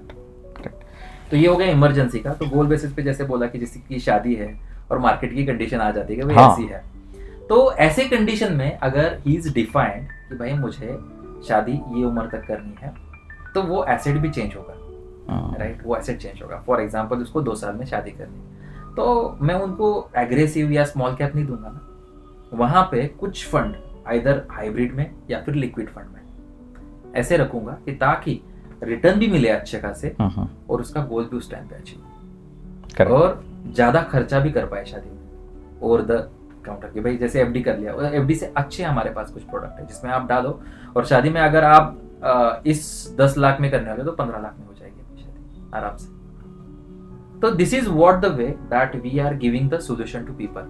ये प्रॉब्लम तो हर जगह पे है, हर जगह पे, एजुकेशन के सिस्टम के साथ है, एम्प्लॉयमेंट के साथ है, कमाई के साथ है, हर जगह पे, बट सोल्यूशन लोगों के पास बहुत कम है। और सबसे इंपॉर्टेंट जो प्रॉब्लम है वो है टाइम। हर चीज के लिए टाइम है। 3 घंटा मूवी के लिए देंगे, 3 से 8 घंटा मैच के लिए देंगे, मगर पर्सनल फाइनेंस के लिए आधा घंटा देने के लिए तैयार नहीं है। The biggest You ask somebody what is your net worth now, एक हफ्ता लगेगा ऐसा निकालने के लिए। ये चीज है, ये सारी मिसिंग चीज मैं पहले रियलाइज करवा देता हूँ। When they are realising about their money, their life, जो मेरे बुक में भी मैंने लिखा है, the smart diamond formula, the real gem is you, not others. Don't make others diamond, make yourself as a diamond. Correct. That is a smart Yes. diamond formula. And I urge people to do read the book Yes, by Mr. Yogesh Lokhande. Right? बहुत अच्छे अच्छे tips मिलेंगी and you'll understand how to make yourself a diamond. Instead of tips मैं बोलूँगा strategies. Strategies. क्योंकि tips एक ऐसी चीज बन गई है ना अच्छे तरीके में कि people are thinking in the wrong way. Wrong way. You're right. You're right. So how to define it the right way. हमने इन्वेस्टमेंट के बारे में बात की। सबसे पहले हमने बजट से शुरू किया, फिर सेविंग्स, फिर investments. Now how to protect these investments and life emergencies. पहले मैं आपको ये पूछता हूँ कि क्या प्रोटेक्शन जरूरी है, और जरूरी है तो क्यों है? आपको क्या लगता है? It again depends upon nominal way से, जैसे आपने कुछ सीखा रहेगा, मगर आपको क्या लगता है एक अलग ढंग से? मेरा एक पर्सपेक्टिव बताता हूँ। Depending upon who you are, what you do, right, और आपका लाइबिलिटीज या आपके एक्सपेंसेस क्या है, at that stage of life you define what risk is. आपके पास ऑलरेडी चलो 100 करोड़ है, ठीक है, और आपको लगता है उसके ऊपर और कुछ है नहीं, आपने जो गोल्स अचीव करने थे वो कर लिए, क्या फिर भी आपको इंश्योरेंस की ज़रूरत है, राइट? और लेकिन कोई है जो आम आदमी है जो काम कर रहा है, राइट, उसके लिए हेल्थ इंश्योरेंस या टर्म इंश्योरेंस जैसी चीज़ें, I think they are most important, critical insurance, right, these things are really important for common man to protect his existing wealth, जो उसने मेहनत करके सिप करके कमाई है, राइट, या जो सोना लिया है, जो घर लिया है, राइट। तो इन सबको बचाने के लिए इसको कुछ और तो एक होना क्वेश्चन जरूरी के साथ जाते हैं आगे। तो अगर आपके पास साइकिल है, आपके पास रहेगी, राइट, साइकिल तो रहेगी है, और शायद से आपके पास बड़ी गाड़ी भी रहेगी, 4 व्हीलर, तो आपने क्या आपके साइकिल का इंश्योरेंस निकाला है? नहीं, व्हाई? काफ़ी नॉमिनल है, राइट, Yes. जिसकी वैल्यू नहीं है, right? Yes, so do you feel that your life is that kind of type no, cycle? You should feel about your life, right? Exactly. होता क्या है, लोगों का यही एक सबसे इंपॉर्टेंट माइंडसेट का गेम है। उनको लगता है यार जो पैसा मैं इंश्योरेंस में दे रहा हूँ वो मेरा खर्चा है। हाँ, वो सबसे बड़ा चैलेंज है। People, that's why insurance penetration in our country is very very less, right, और उसको मिस सेल भी किया गया है बहुत। मैं बहुत ऐसे नहीं बार, बोलता हूँ कि yes. सिर्फ वन साइडेड, कि सिर्फ जो हमारे क्लाइंट्स है, व्यूअर्स है, वही गलती कर रहे हैं। इसमें कुछ मिस सेलिंग भी की है कि अलग ढंग से सेल करना, या फिर यूलिप के प्लान के साथ उसको जोड़ना, या फिर ऐसी कुछ बहुत सारी चीजें हैं। मगर उसके साथ पहले तो डायरेक्शन उनको ये पता होना चाहिए कि the value of your life क्या है, करेक्ट, ठीक है? अगर आपको आपकी लाइफ की वैल्यू, मेरे ऊपर डिपेंडेंट कौन है, मेरे पेरेंट्स हैं, मेरे किड्स हैं, मैं जो कमा रहा हूँ वो है, तो एट द एंड आपको रियलाइज होगा हेल्थ इंश्योरेंस या फिर टर्म इंश्योरेंस ये सिर्फ इंश्योरेंस नहीं है, ये एक्चुअली वेल्थ प्रोटेक्टेड प्लान्स है। और वेल्थ प्रोटेक्शन मीन्स व्हाट, कि जो आप कमा कर दे रहे हो, फॉर एग्जाम्पल टर्म इंश्योरेंस की बात करते हैं, फॉर एग्जाम्पल मैं मेरे फैमिली के लिए साल का 1 करोड़ कमा के दे रहा हूं। अभी जब मैं नहीं रहूंगा, कुछ भी हो सकता है, राइट, कुछ भी हो सकता है, नोबडी नोस टुमारो, कि वैक्सीन का भी इम्पैक्ट है, या फिर हार्ट अटैक है, या फिर रोड पे इतने एक्सीडेंट हो रहे हैं, नो वन नोज क्या हो सकता है। अगर सडन उस केस में डेथ हो जाती है तो उसके साथ आगे 10 साल 15 साल जो भी खर्चे आने वाले हैं, जो मैंने क्रिएट करके रखे हैं, वो कौन देने वाला है? चाचा, मामा, ताई, कौन देने वाला है? कोई नहीं, right. You have to realise that first day of your work, कि मैं अगर नहीं रहूंगा तो मेरे फैमिली के लिए ऐसा कौन बंदा है जो वो पैसे बनाकर दे सकता है। अगर नहीं है तो इंश्योरेंस आ गया, अगले 10 साल का पे आप पहले ही करते हो।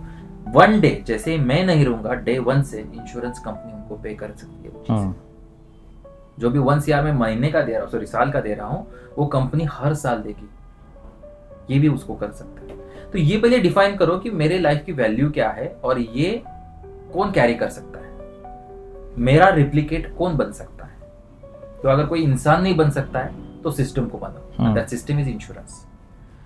अभी इसमें जैसे हमने बास्केट की बात की थी, जिसमें बास्केट में और एक सबसे बड़ा होल होता है, that is a medical insurance. लोगों को लगता है कि मेडिकल इंश्योरेंस पे करना होल है, मगर मेडिकल इमरजेंसी होल है। Very true, right. वो कब आएगी पता नहीं, और कितनी बड़ी होगी वो भी पता नहीं। अभी एक क्लाइंट के साथ डिस्कशन हुआ था, उसके ऊपर मैं बताता हूँ। वो कॉर्पोरेट में काम करता था और बहुत सारे कॉर्पोरेट लोग जो रहते हैं बोलते मेरा तो कंपनी का इंश्योरेंस है, तो मैं अलग से क्यों। अभी देखिए, वो ग्रुप इंश्योरेंस होता है, ग्रुप इंश्योरेंस में कुछ लिमिटेशन होती है और उसका एक बास्केट रहता है, उसके ऊपर वो नहीं देते। जब होगा वो पता चलेगा, तो तब तक कि आप राह देखने वाले, पहली चीज देखने वाले, दैट इज ओके। मगर रिसेंट एक हुआ था, एक श्रेयस नाम के हमारे क्लाइंट है, कॉर्पोरेट में काम करते थे, उनका पैकेज ऑलमोस्ट ऐसे ही 15-20 लाख का रहेगा और उनका सिर्फ कंपनी का इंश्योरेंस था। और पता नहीं अचानक से कुछ हुआ, मेडिकल इमरजेंसी हुई और उस मेडिकल इमरजेंसी में एडमिट हो गए और एडमिशन होने के बाद ऑलमोस्ट 2 वीक के बाद उनकी डेथ हो गई। उसने टर्म इंश्योरेंस नहीं निकाला था और मेडिकल इंश्योरेंस भी पर्सनल नहीं था। उस केस में उनका टोटल खर्चा जो आया 2 वीक का, वो ऑलमोस्ट 35 लाख से लेके 38 लाख के आसपास आ गया। अभी घर का EMI भी चल रहा है ना, क्यों घर तो पहले ही लिया जाता है और उसमें पहले ये खर्चा जोड़ दिया। अभी उनकी फैमिली में उसके फादर की डेथ तो पहले हो गई थी, अभी उनकी मदर ही है सिर्फ। अभी दिक्कत वाला पार्ट ऐसा है, ये 35 लाख में से कंपनी ने तो 50% के आसपास दे दिए, 10 लाख 15 लाख तो दे दिए। ऊपर की चीजें, ऊपर के जो पैसे कौन देगा? ताई, मामा, दादा, कौन देगा? करेक्ट। तो ये कंडीशन में मैंने रियलाइज क्या किया कि कितना नॉलेज लोगों तक पहुंचना चाहिए उतना नहीं पहुंच रहा है आज के टाइम में इंश्योरेंस का, और प्रॉपर वे से नहीं पहुंच रहा है। और उसकी ताकत भी क्या है उन लोगों को नहीं पता होती जब तक वो नहीं होता है। उनके जो रिश्तेदार थे उन्होंने इमीडिएटली निकाला मेरे पास आकर कि भाई ऐसा ऐसा हुआ है, नहीं हम पहले ही निकाल लेंगे, टर्म इंश्योरेंस भी हो, ये दोनों, क्योंकि उनको वो हिट हुआ है ना। हिट हुआ है, यस।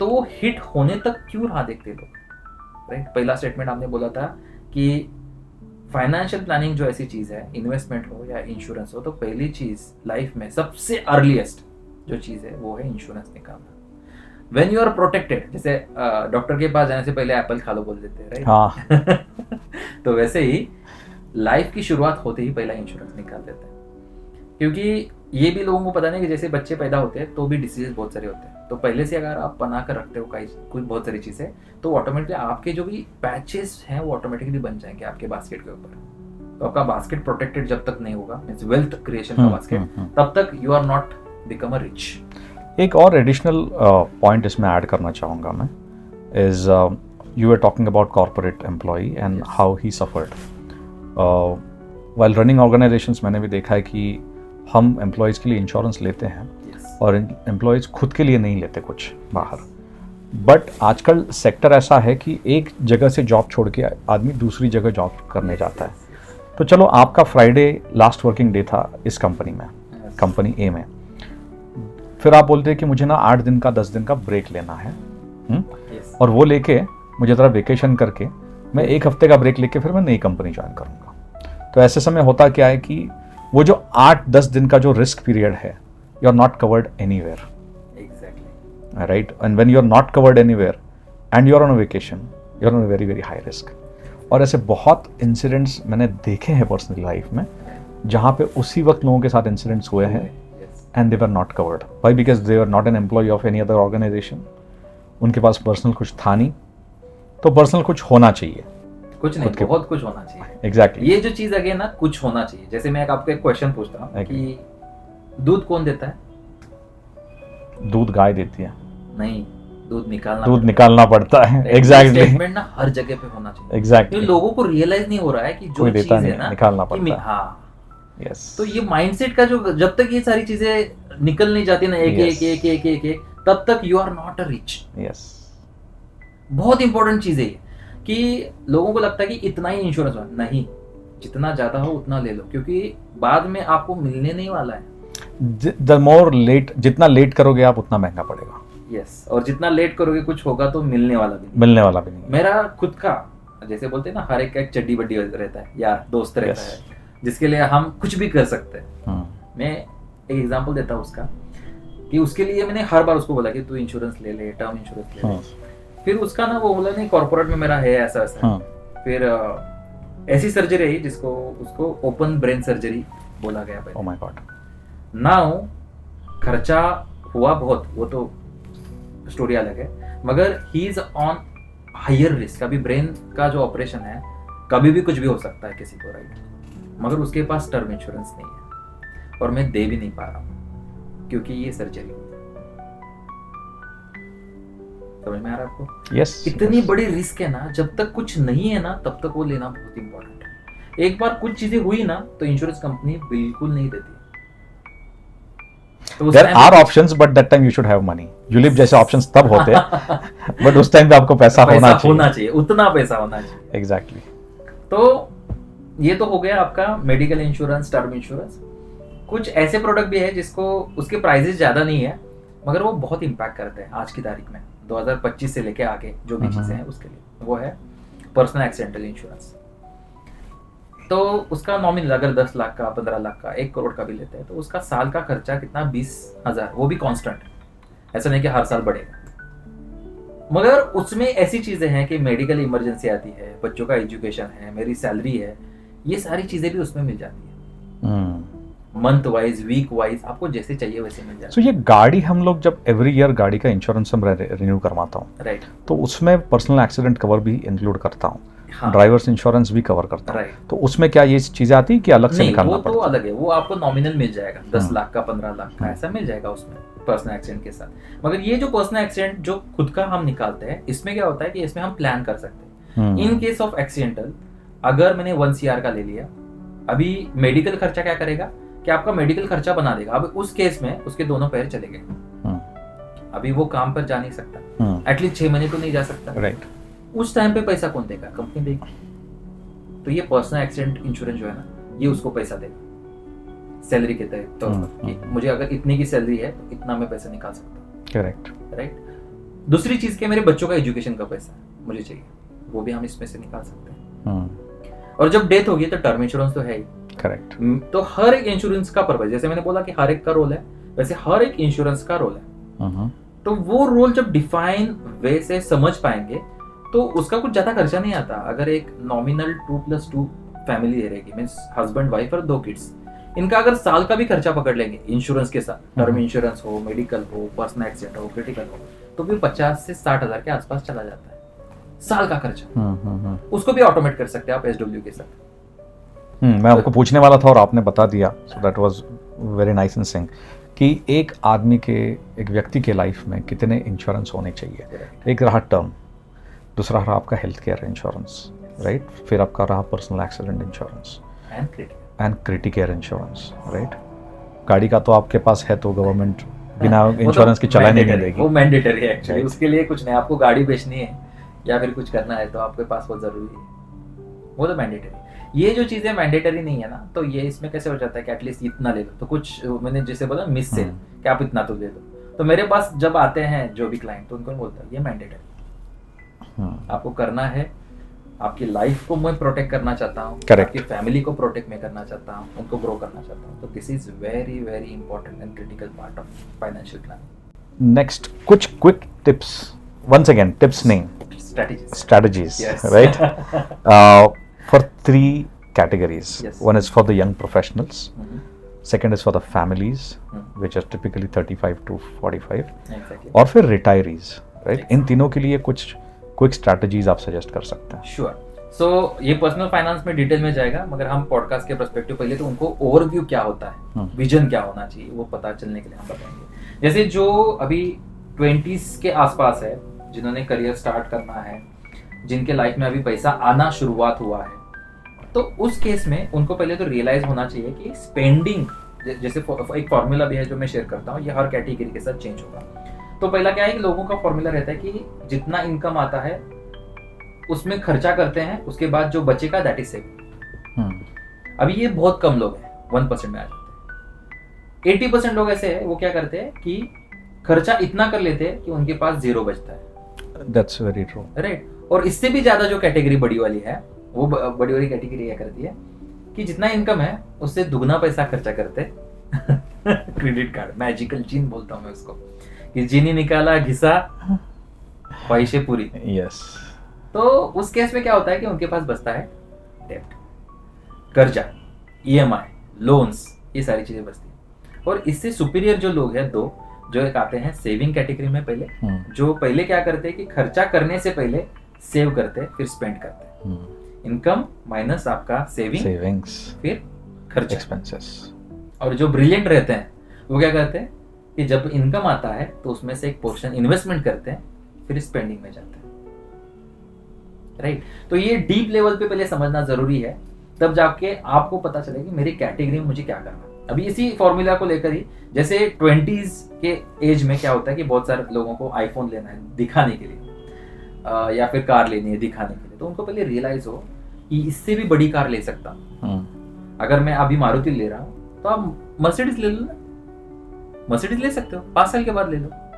मगर उस टाइम पे ये रियलाइज होने वाली चीज नहीं है ना, क्योंकि वो पहले दिखाना, इंस्टेंट ग्रेटिफिकेशन। तो उनकी स्ट्रेटेजी क्या होनी चाहिए कि अगर उनका इनकम जो भी आ रहा है 100 रुपए आ रहा है, तो ऑलमोस्ट 80% उनका इन्वेस्टमेंट में चला जाना चाहिए उसी टाइम। और उसके बाद जो भी 20% बच रहा है, दे कैन एंजॉय इट। और बहुत पैसा बचता है, 20% ऐसे नहीं चीज कि उनका खर्चा एक तो कम है, क्योंकि उनके पास ना बच्चों का खर्चा है, ना सिंपल खुद के लाइफ के लिए कुछ भी चीजें हैं, उसको मैनेज करने के लिए कुछ पैसा लगता है, या फिर कुछ घर के खर्चे रहते हैं, क्योंकि पेरेंट्स तो है ही। राइट। पेरेंट तो खर्चा करवा रहे हैं हर चीज के लिए, राइट। पेरेंट्स तो हमेशा रहते हैं वहां पे। तो वहां पे उनको सिर्फ पहला माइंडसेट ये रखना है कि मैं जब पेरेंट बनने वाला हूँ उसके पहले मेरे पास कुछ फंड होना चाहिए। एब्सोल्युटली। राइट। अभी क्यों इंपॉर्टेंट चीज है, क्योंकि जब वो पेरेंट बनते हैं ना, बहुत सारे खर्चे ऐड हो जाते हैं, तो उनको पता नहीं चलता करना कैसे है, उनको प्लानिंग ही नहीं है ना कि वाइफ आएगी तो वाइफ के ये खर्चे हो सकते हैं, घर के ये खर्चे रहेंगे, या फिर कुछ मेडिकल खर्चे हो सकते हैं, बच्चों के वैक्सीन्स है पहले 3 साल तो वैक्सीन्स, बाद में स्कूल ले लेती है। तो इवन कुछ केस में डिलीवरी का खर्चा भी एक्स्ट्रा हो जाता है। yes, तो वो भी हो जाता है, कॉम्प्लिकेशंस, एनीथिंग कैन हैपन। अगर मैं ये चीजें क्यों बता रहा हूँ कि आप अगर देखोगे तो बहुत सारे IVF है, बहुत सारी चीजें हो रही है, लाइफस्टाइल है, इम्पैक्ट होता है लाइफ में, तो खर्चे वहां पे होने वाले हैं। मैं रिसेंटली मेरे एक क्लाइंट के बारे में बताता हूँ, उसके 2 बच्चे हुए, तो 6th मंथ में वो पैदा हुए, प्रीमैच्योर। अभी जैसे हुए तो उनको हार्निया डिटेक्ट हुआ। इतने छोटे बच्चे, इंक्यूबेटर में ऑलमोस्ट 40 दिन थे। उन दोनों बच्चों का खर्चा, अभी उसका इंश्योरेंस नहीं है, कंपनी देने वाली नहीं है, बच्चे जैसे पैदा हुए तो उनका खर्चा ही डायरेक्टली हो गया 40 लाख का, 40 दिन। It's very critical and dangerous. उस टाइम पे आप बोल नहीं सकते कि ये पैसा नहीं, इतना खर्चा नहीं करेंगे, बोल ही नहीं सकते आप। तो जब आप 20s में हो या फिर शादी करने से पहले हो, फर्स्ट रियलाइज इट, क्या क्या आ सकते हैं ब्लॉकर, वेरी ट्रू, क्या क्या माइलस्टोन्स के साथ उसकी रिस्क क्या है, ये पहला पता कर लो। व्हेन यू रियलाइज इट, उस समय आप उस तरीके से प्लानिंग करना चालू करोगे। True, right. SIP तो बात की चीज है, लोग पहले SIP भी जम करते हैं। पहले रियलाइज करो कि मेरी रिस्क क्या है, क्या क्या रिस्क के साथ में जुड़ा हुआ हूं, वो जब पता चलेगा देन रिस्क टॉलरेंस इन्वेस्टमेंट चालू हो जाएगी। एकदम सही कहा इन्होंने, बिकॉज वेरी क्लोजली मैंने एक रिलेटिव का हमारे सिनेरियो देखा है कि शादी कर ली वाइल फाइनेंशियली इनसिक्योर, राइट, बच्चा हो गया और उस टाइम पे डिलीवरी के टाइम पे पता चला कि बच्चे की कंडीशन कुछ अलग है and the baby will need a special surgery, a brain surgery, a neuro surgery, right. और इंडिया में करने वाले उसके सिर्फ 2 ही डॉक्टर्स हैं, my God, because that is neonatal, right, तो उसके लिए बहुत खर्चा आने वाला था, right. So financially instable family, getting into a marriage, unplanning a baby, but हो गया। अब होने के बाद ऐसा सिचुएशन आया, तो फिर जब हालत हो जाती है ना तो बहुत मुश्किल होता है। एग्जैक्टली, इसलिए प्लानिंग इज मैं नहीं इम्पोर्टेंट। चाहता हूँ हाँ, किसी के साथ ऐसा हो, but yes, these are the condition, if you are not planned it's very dangerous. जैसे बोलते हैं ना कि वन वे में लोग ऐसे ही चल जाते हैं, मगर एक्सीडेंट जब होता है ना वो पता चलता है कि ये डिसीजन कितनी रॉन्ग थी। Correct correct. तो ऐसा हर एक के साथ ना हो, तो उनके लिए पहले तो जैसे 20s में थे, दे रियलाइज इट कि क्या क्या चीज़ें मेरे लाइफ में आने वाली हैं, तो उस हिसाब से प्लान करना ज़रूरी है आज से ही, राइट। फिर इन्वेस्टमेंट के साथ आएगा उनका, तो 6 चीज़ें हैं। क्रेडिट कार्ड कितना लेना चाहिए, उसकी लिमिट कितनी लेनी चाहिए, लोन लेना है तो कितना लेना चाहिए, तो एज में उस हिसाब से डिफाइन हो। 20% है ना, तो 20% के हिसाब से ही मुझे लोन लेना है, 20% के हिसाब से ही मेरा EMI जाएगा। जैसे लोग बोलते हैं ना कि कार लेनी है तो इतने का EMI होना चाहिए, नहीं नहीं, वैसा नहीं है। आपकी इनकम में से जब इन्वेस्टमेंट होगा 70%, जो 30% से 20% बचेगा, उसमें से कितना परसेंट EMI जाएगा, दैट विल डिफाइन। तो लोग क्या करते हैं, 100% के हिसाब से डिफाइन करते हैं। बोला ना किसी ने, किसी ने बोला कि 35% से मेरा EMI जाना चाहिए और मेरे पास 100 रुपए आ रहे, चलो 35,000 की EMI डाल सकता, नहीं ना, ऐसा नहीं। कुछ अच्छे ऐसे बच्चों को भी देखा है कि जिस सैलरी से ज्यादा एक्सपेंसेस हो रहे हैं, एग्जैक्टली। और वो बच्चों के साथ होता है, बिकॉज जेनजीज के साथ देखा गया है कि उनको देखो माइंडसेट है, राइट। हर एक हमारा जो अभी लाइफस्टाइल है कैसा है कि हमारे पेरेंट्स ने 30-30, 40-40 साल एक ऑर्गेनाइजेशन के साथ जुड़कर काम किया है, तो उस टाइम पे उनका पैसे से ज्यादा फैमिली ओरिएंटेड था। शो ऑफ तो बिल्कुल नहीं था। कार की जरूरत नहीं पड़ती थी, राइट। 2 व्हीलर की जरूरत नहीं पड़ती थी, साइकिल और पब्लिक ट्रांसपोर्ट से काम हो जाता था। आज की तारीख में जैसे हमारे टाइम पे अगर हम देखेंगे तो उस टाइम पे कैसे हो गया कि हम एक कंपनी के साथ नहीं जुड़े हुए, हम मल्टीपल कंपनी स्विच करते हैं, तो इनकम बढ़ रहा है। मगर इनकम के साथ हमने क्या किया कि उस टाइम पे मेरे पेरेंट्स ने लग्जरी लाइफ नहीं जी है, तो मैं लग्जरी, मेरा फ्लैट में ही 15-20 लाख का फर्नीचर होना चाहिए, मेरे घर के दरवाजे में ही 20-25 लाख की गाड़ी होनी चाहिए। तो that defines, right, we are defining this thing, right, क्योंकि वो समाज में दिखाया है, टीवी ने दिखाया है, हीरो ने दिखाया है, तो हर लोगों ने दिखाया हुआ है, इसलिए हम इस सोच के साथ जा रहे हैं। तो देखो, आप अगर यहाँ से लेकर पुणे में हो या फिर मुंबई में हो, कहाँ पे जाओ, रोड के साइड पे अगर देखोगे तो कितनी महंगी महंगी गाड़ी खड़ी होती है जो धूल खा रही है, 15 लाख 20 लाख, कहाँ पे मर्सिडीज खड़ी है 40-40, 50-50 लाख, जो धूल खा रही है, राइट। इमेजिन करो क्योंकि ये चीज ना एक यूनिवर्स के साथ भी कनेक्टेड है कि आपके घर में ज्यादा कचरा है, क्या लोग आएंगे? कोई नहीं। सारी चीजें इधर उधर गिरी हुई हैं, धूल है, ये वो है, लोग बैठने के लिए भी जगह नहीं, आएंगे?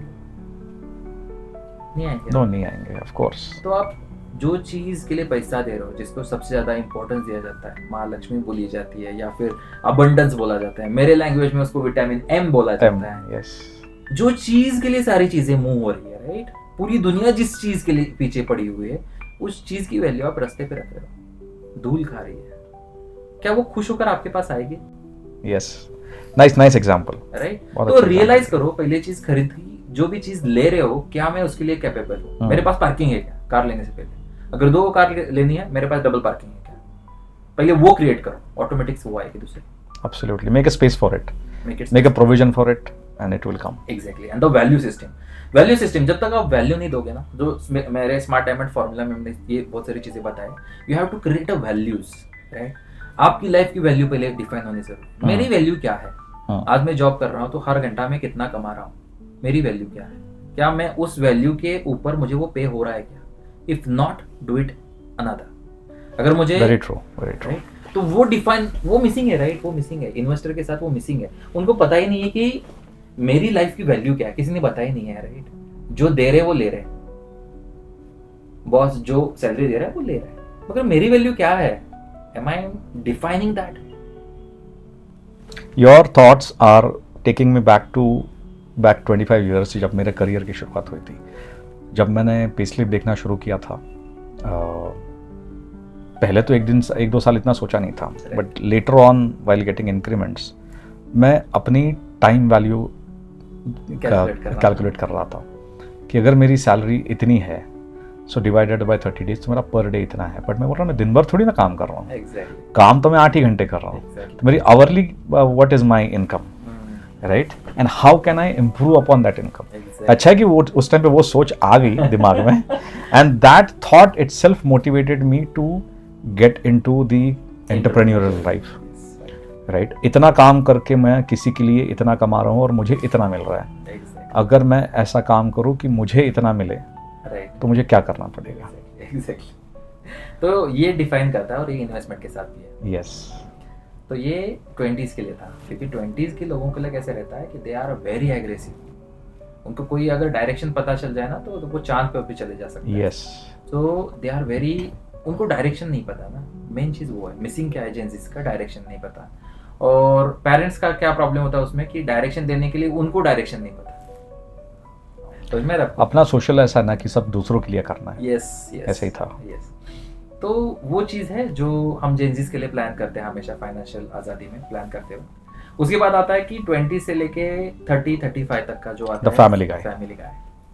तो मूवीज फैमिली गाय की जो मूवी दिखाई गई उसमें दिखाया गया कि क्या क्या चीज़ें रहती है राइट लाइफ में, बच्चों का कैसा होता है, एजुकेशन का कैसा होता है, सैलरी कम पड़ जाती है, खर्चे इतने बढ़ जाते हैं कि हमें पता ही नहीं हो जाता है कि क्या करना है। यस। तो पहले मैं उनको बोलता हूँ हमेशा, जब आप कौन से स्कूल में डाल रहे हो उससे अच्छा उसको क्या बनाना चाहते हो वो डिफाइन करो, क्योंकि school is not making that kid to brilliant, right. Brilliancy कैसी है चीज कि जो पेरेंट्स ही दे सकती है। देखो आप किसी भी घर में जाओ, आइदर फादर हो, मदर हो, ग्रैंड पेरेंट हो, वही उसको पढ़ाते हैं। True, right. एजुकेशन सिस्टम में क्या बताया जाता है कि A+B = C। हमें उनको वो नॉलेज देना है कि उतना नहीं है, A+B = इन्फानाइट भी हो सकता है। That is our way of communicating to kids. Correct. अभी जब 20s to 30s, अब ये एग्जांपल क्यों दे रहा हूं मैं आपको, वो समझ में आएगा, क्योंकि ये एग्जांपल ऐसा है कि लोगों को लगता है कि मैं बड़े स्कूल में डालूंगा जिसकी फी 1 लाख है, 2 लाख है, बड़े स्कूल के बड़े जो बच्चे हैं उनके साथ इसको खेलने को मिलेगा, तो वो एक विजन बड़ा होगा। मुझे बताइए, अपने भारत के जो ये बने थे प्रेसिडेंट बने थे, APJ अब्दुल कलाम। यस। तो उनका बैकग्राउंड तो आपको पता है, राइट। और अगर नहीं पता है तो उन्होंने बुक भी लिखी है उसमें। क्या वो बड़े स्कूल से आए? वो नहीं आए, हम नहीं आए। एग्जैक्टली। तो हमें ये पहले डिफाइन करना है कि जो भी बड़े लोग बने हैं या अंबानीज, तो ये हम पता होना जरूरी है कि भाई ये स्कूल मैटर नहीं करता है, आप वहां पे एक्स्ट्रा जो खर्चा कर रहे हो ना, that you can save for the kids better life. Yes. पहली में खर्चा करना चाहिए, जिसको पता भी नहीं है भाई कि क्या मैं क्या कर रहा हूँ बच्चे को, वहां पे खर्चा करने से अच्छा जब वो ग्रेजुएशन के लिए जाएगा, MIT के लिए पैसा बचाओ ना। Yes, right. ऐसे बहुत सारे स्कूल है जहाँ पे 25,000 में भी सीख सकते हैं, अच्छा सीख सकता है, बहुत अच्छा सीख सकते हैं। मगर लोगों को कैसे है कि दिखा मेरा बच्चा इस स्कूल में, IB स्कूल। तो देखो, जिसके पास पैसा पड़ा हुआ है वो करे, नो डाउट, मगर जिसके पास पैसा ही नहीं है, पेट को चिमटा मार कर पड़ा रहे हैं, तो उसको ये करने की जरूरत नहीं है। Very true. तो वहां पे पहले तो खर्चा किसके लिए कर रहे हो, और अगेन वही क्वेश्चन आता है कि आप आमिर किसको बना रहे हो। हाँ, again back to the square one. Yes. तो ये लूप है, राइट, कि लोग चाहते हैं कि दूसरे अमीर बने, तो जो मेरे पास आते हैं ना, उनका विजन ये हो जाता है कि मैं आमिर बनूं। अगर आपको भी आमिर बनना है तो पहले डिसाइड करना पड़ेगा कि मुझे ही आमिर बनना है। जब तक आप ये डिसाइड नहीं करोगे तब तक बाकी के लोग आमिर होते रहेंगे और आप खुद को कोसते रहोगे। Very true. This is for 20s के बाद वाले जो 25 से 35 के लोग हैं, the mid life. And there are numbers of crisis are there, mid life crisis जिसको बोलते हैं, कि जैसे आपने बोला कि शादी के खर्चे आ जाते हैं, इमरजेंसी कुछ बच्चों की ट्रिप आ जाती है, कुछ इंसिडेंट हो जाते हैं जिसके डिपेंडेंट पेरेंट्स भी होते हैं कहीं, okay, yes right, you have dependent parents for whom you have to take care of, yes right. अगर आपके पेरेंट्स की सर्विस गवर्नमेंट नहीं है या उनका अगर इन्वेस्टमेंट नहीं है, then how to take care of the situation. और कुछ फॉल्स कमिटमेंट भी रहते हैं, जैसे कि लोग फ्लैट ले लेते हैं, मगर अभी जैसे अमित ग्लोबफील्ड का पता रहेगा आपको, तो ऑलमोस्ट 7 इयर्स के बाद जिन्होंने वो फ्लैट लिया था उनको वो फ्लैट मिला। पुणे की बात है, मेरे क्लाइंट है, तो उन्होंने ऑलमोस्ट 60-70 lakhs का फ्लैट लिया था 7 साल पहले, 7 साल हाँ पहले, हाँ, जिसकी अराउंड अभी कॉस्ट रहेगी 1.5 करोड़ के आसपास। ओके, 7 साल वो पेमेंट तो कर रहे हैं, मगर फ्लैट नहीं मिला था क्योंकि गवर्नमेंट से स्टे आया था उसके ऊपर। अभी बंदा उसको घर मिला, अभी कितना साल पुराना मिला उसको? 7 साल। एग्जैक्टली। तो ये ऐसी चीजें भी है जो लोगों को पता नहीं है, जो मिड लाइफ में हो जाती है मिस्टेक्स।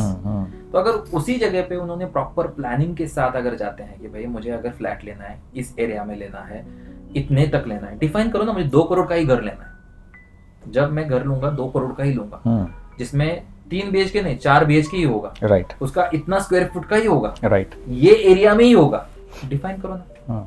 बिकॉज उस टाइम पे क्या होगा, मेरे बच्चे का स्कूल भी यहाँ पे है, उसका अगर मुझे इंडिया में ही पढ़ाना है उसका कॉलेज भी यहाँ पे है, right. I am defining that कि ये एरिया में पीस है, करेक्ट। ये डिफाइन ही नहीं होता लोगों का, सिर्फ हाँ यहाँ पे सस्ता मिल रहा है ले लो, वहाँ पे सस्ता मिल रहा है, और ये एरिया अच्छा है। और जो सेल्स गए वो तो आपको पता है कैसे बताता है, अरे इसके यहाँ से 10 मिनट की दूरी पर आपको मेट्रो मिलने वाली है, यहाँ से ये मार्केट है, वहाँ से वो सारी चीजें आपको ऐसे बताएगा कि भाई ये मेरे लिए बेस्ट है। मीन्स वो ब्रेन फ्रीज हो जाता है वहाँ पे, करेक्ट, राइट, करेक्ट। तो 20 से लेके 35 तक, मीन्स 25 से लेके 35 तक उनको डिफाइन होना जरूरी है कि डायरेक्शन क्या हो, कहाँ जाके रुकना है मुझे, what is the end of my life, कि उसके बाद मुझे कुछ नहीं करना है, बस लाइफ एंजॉय करनी है, राइट। तो क्योंकि 35 या 39-8 तक बच्चे ऑलमोस्ट एक ग्रेजुएशन फेज तक उनके कुछ खर्चे ज़्यादा नहीं होते, फिर कॉलेज का फीस का ही खर्चा रहता है, उसके बाद 1-2-3 साल में वो जॉब में लगने वाले, तो डिफाइन हो जाता है कि भाई उसके बाद मुझे कुछ नहीं करना है। तो उस टाइम की प्रोविजन करने का काम यहाँ से है पहले, राइट, जिसको बोलते हैं ना रिटायरमेंट लाइफ। अभी रिटायरमेंट लाइफ पे आएंगे हम, मगर उसका प्रोविजन कब से चालू होना चाहिए, व्हेन रिटायरमेंट स्टार्टेड नहीं, या फिर उसके 2 साल पहले नहीं, जब आप 25-30s में है तब उसकी शुरुआत होनी जरूरत है, तब जाके वो कंपाउंडिंग का बेनिफिट मिलेगा ना आपको। एग्जैक्टली। सो जो मैंने टाइम बोला ना आपको, जैसे हम स्टार्टिंग कर रहे थे रोड मैप, आपका डेस्टिनेशन तय करेगा आपका टाइम, कितने टाइम में आपको पहुंचना है, ये सारी चीजें। तो टाइम एक ऐसा इंपॉर्टेंट एस्पेक्ट है, जैसे डिसिप्लिन की बात की हमने, पेशेंस की बात की, राइट। तो ये इसको जैसे कंपाउंड के साथ तो है ही, मगर टाइम एक ऐसी चीज है वो डिफाइन करेगी आपकी सक्सेस, करेक्ट, राइट, क्योंकि आप डिफाइन करोगे इस समय तक मुझे रिटायरमेंट होना है, इस समय के बाद मुझे कुछ नहीं करना है। ये टाइम जब डिफाइन करोगे ऑटोमेटिकली आप एक काम में लग जाओगे, एक मिशन पे लग जाओगे, एब्सोल्युटली, राइट। जब तक वो मिशन नहीं जुड़ेगा आपकी लाइफ के साथ कि मुझे रिटायर होना है, तो रिटायरमेंट के साथ इतना पैसा है, और जब मैं रिटायर होऊंगा तो मैं समाज के लिए भी कुछ करना चाहता हूँ, मेरी फैमिली के लिए भी कुछ करना चाहता हूँ, मुझे वर्ल्ड टूर भी करना है। ये मिशन जो है ना, ये मिसिंग है लाइफ में, कि मुझे करना क्या है, क्योंकि देखो रिटायरमेंट होना कुछ बड़ी चीज नहीं है, मगर रिटायरमेंट के बाद करना क्या है, ये सबसे इंपॉर्टेंट चीज है। वेरी इंपॉर्टेंट गाइस, रिटायरमेंट के बाद करना क्या है, जमाया हुआ पैसा खर्चा कैसे करना है, एग्जैक्टली। तो खर्चे का प्रोविजन उस वक्त करना है, अभी नहीं। yes. तो अभी क्या कर रहे हैं, अभी खर्चे का प्रोविजन कर रहे हो आप कि मुझे नेटफ्लिक्स का सब्सक्रिप्शन लेना है या फिर टूर्स का लेना है, ये सारी चीजें क्या हो जाती है, अभी आप वो प्लान कर रहे हो गलत चीजों के लिए, ये आपको उस टाइम पे करना है। yes. और रिटायरमेंट के बाद बहुत सारा टाइम है मेरे पास, तो मैं करूंगा क्या, कुछ विजन ही नहीं है, कुछ मिशन ही नहीं है, कुछ लाइफ का डायरेक्शन ही नहीं है, how you are surviving there, आप बोर हो जाओगे रिटायरमेंट लाइफ के साथ। करेक्ट।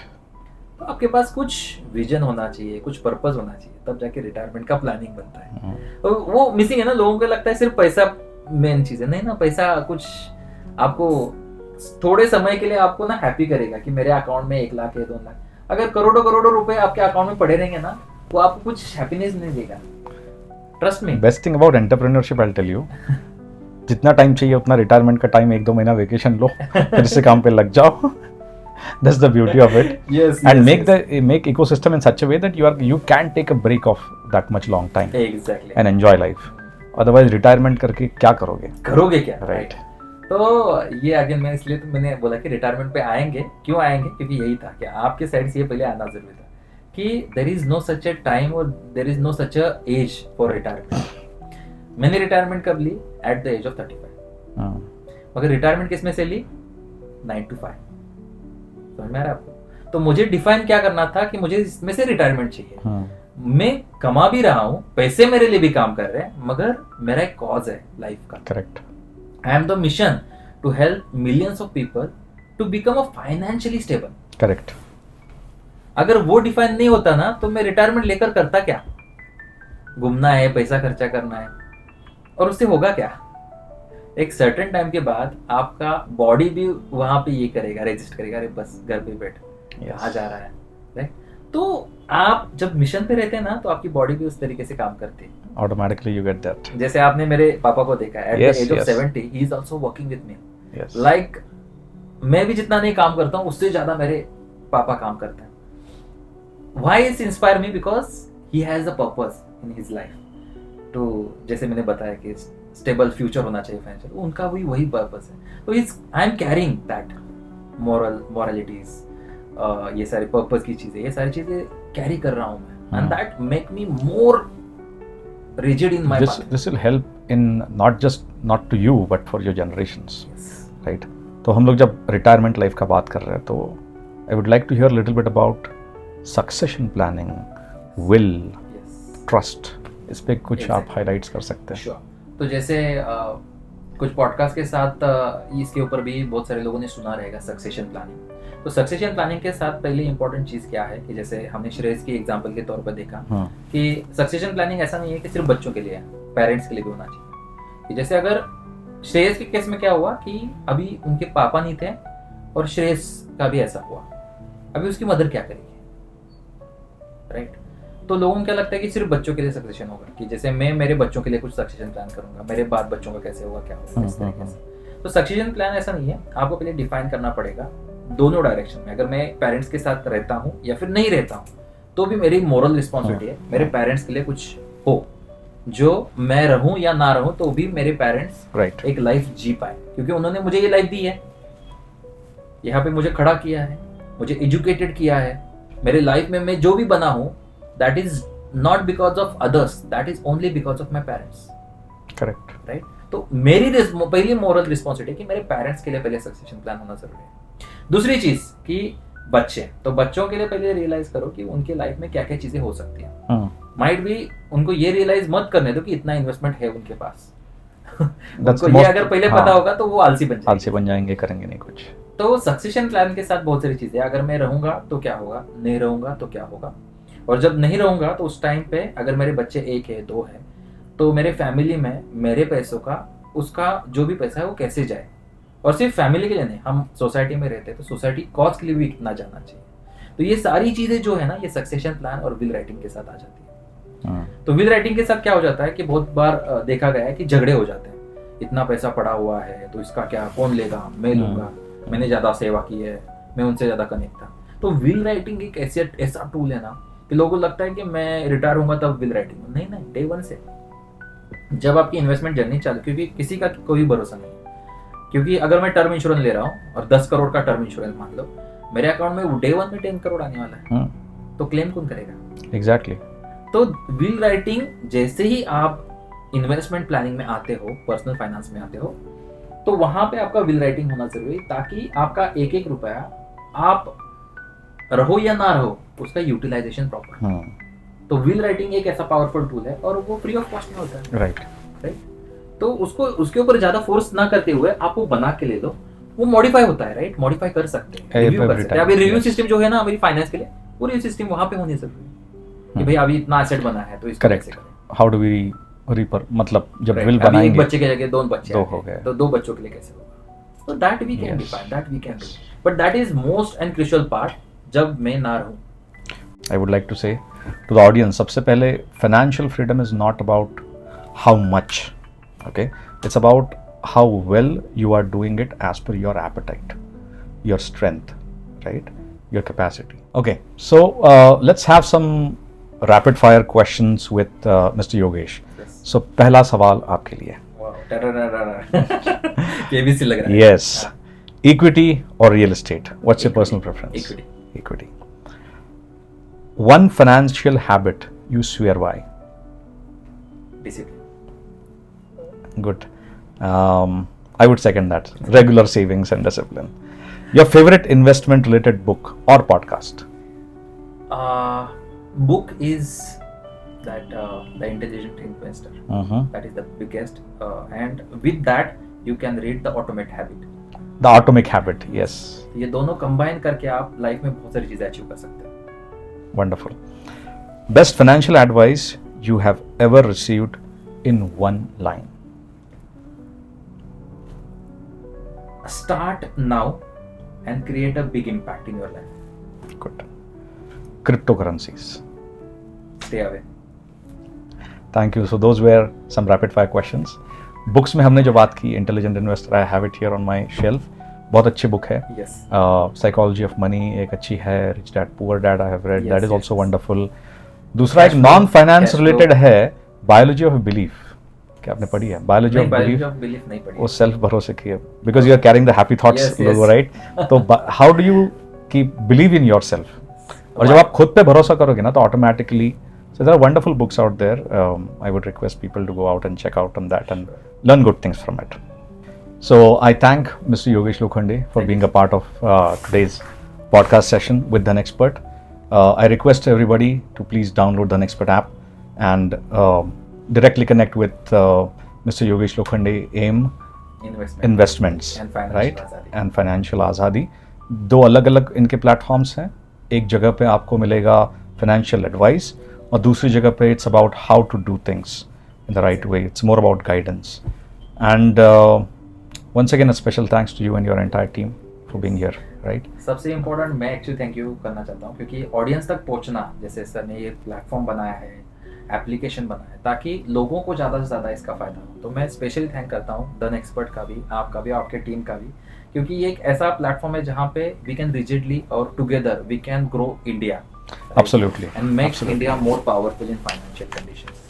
जहाँ पे जो मिसिंग है वहाँ पे आप काम कर रहे हो, बहुत ही बढ़िया है. और लोगों के लिए भी फायदा होगा इससे, क्योंकि मैं उनके साथ जुड़ सकता हूँ और वो मेरे साथ जुड़ सकते हैं. क्योंकि एम इन्वेस्टमेंट एक ऐसी चीज़ है जहाँ पे हम एक विजन के साथ हैं. It's a boost for us the expert कि we directly connect to large audience. Large audience, exactly. And just like AIM Investments, the aim of The Expert, हमारा जो aim है, we are on a mission to make sure that every common man of India, जिसके हाथ में mobile phone हो, उसे योगेश जी जैसे financial experts, insurance experts, tax experts के साथ डायरेक्ट एक्सेस हो. Boundaries, there are no geographical boundaries for this. आप दुनिया में कहीं भी हो सकते हो. You can download the app, connect to the right people, seek right advice, and then start managing, reviewing, and upgrading your portfolio. That's all. And thank you for watching our podcast.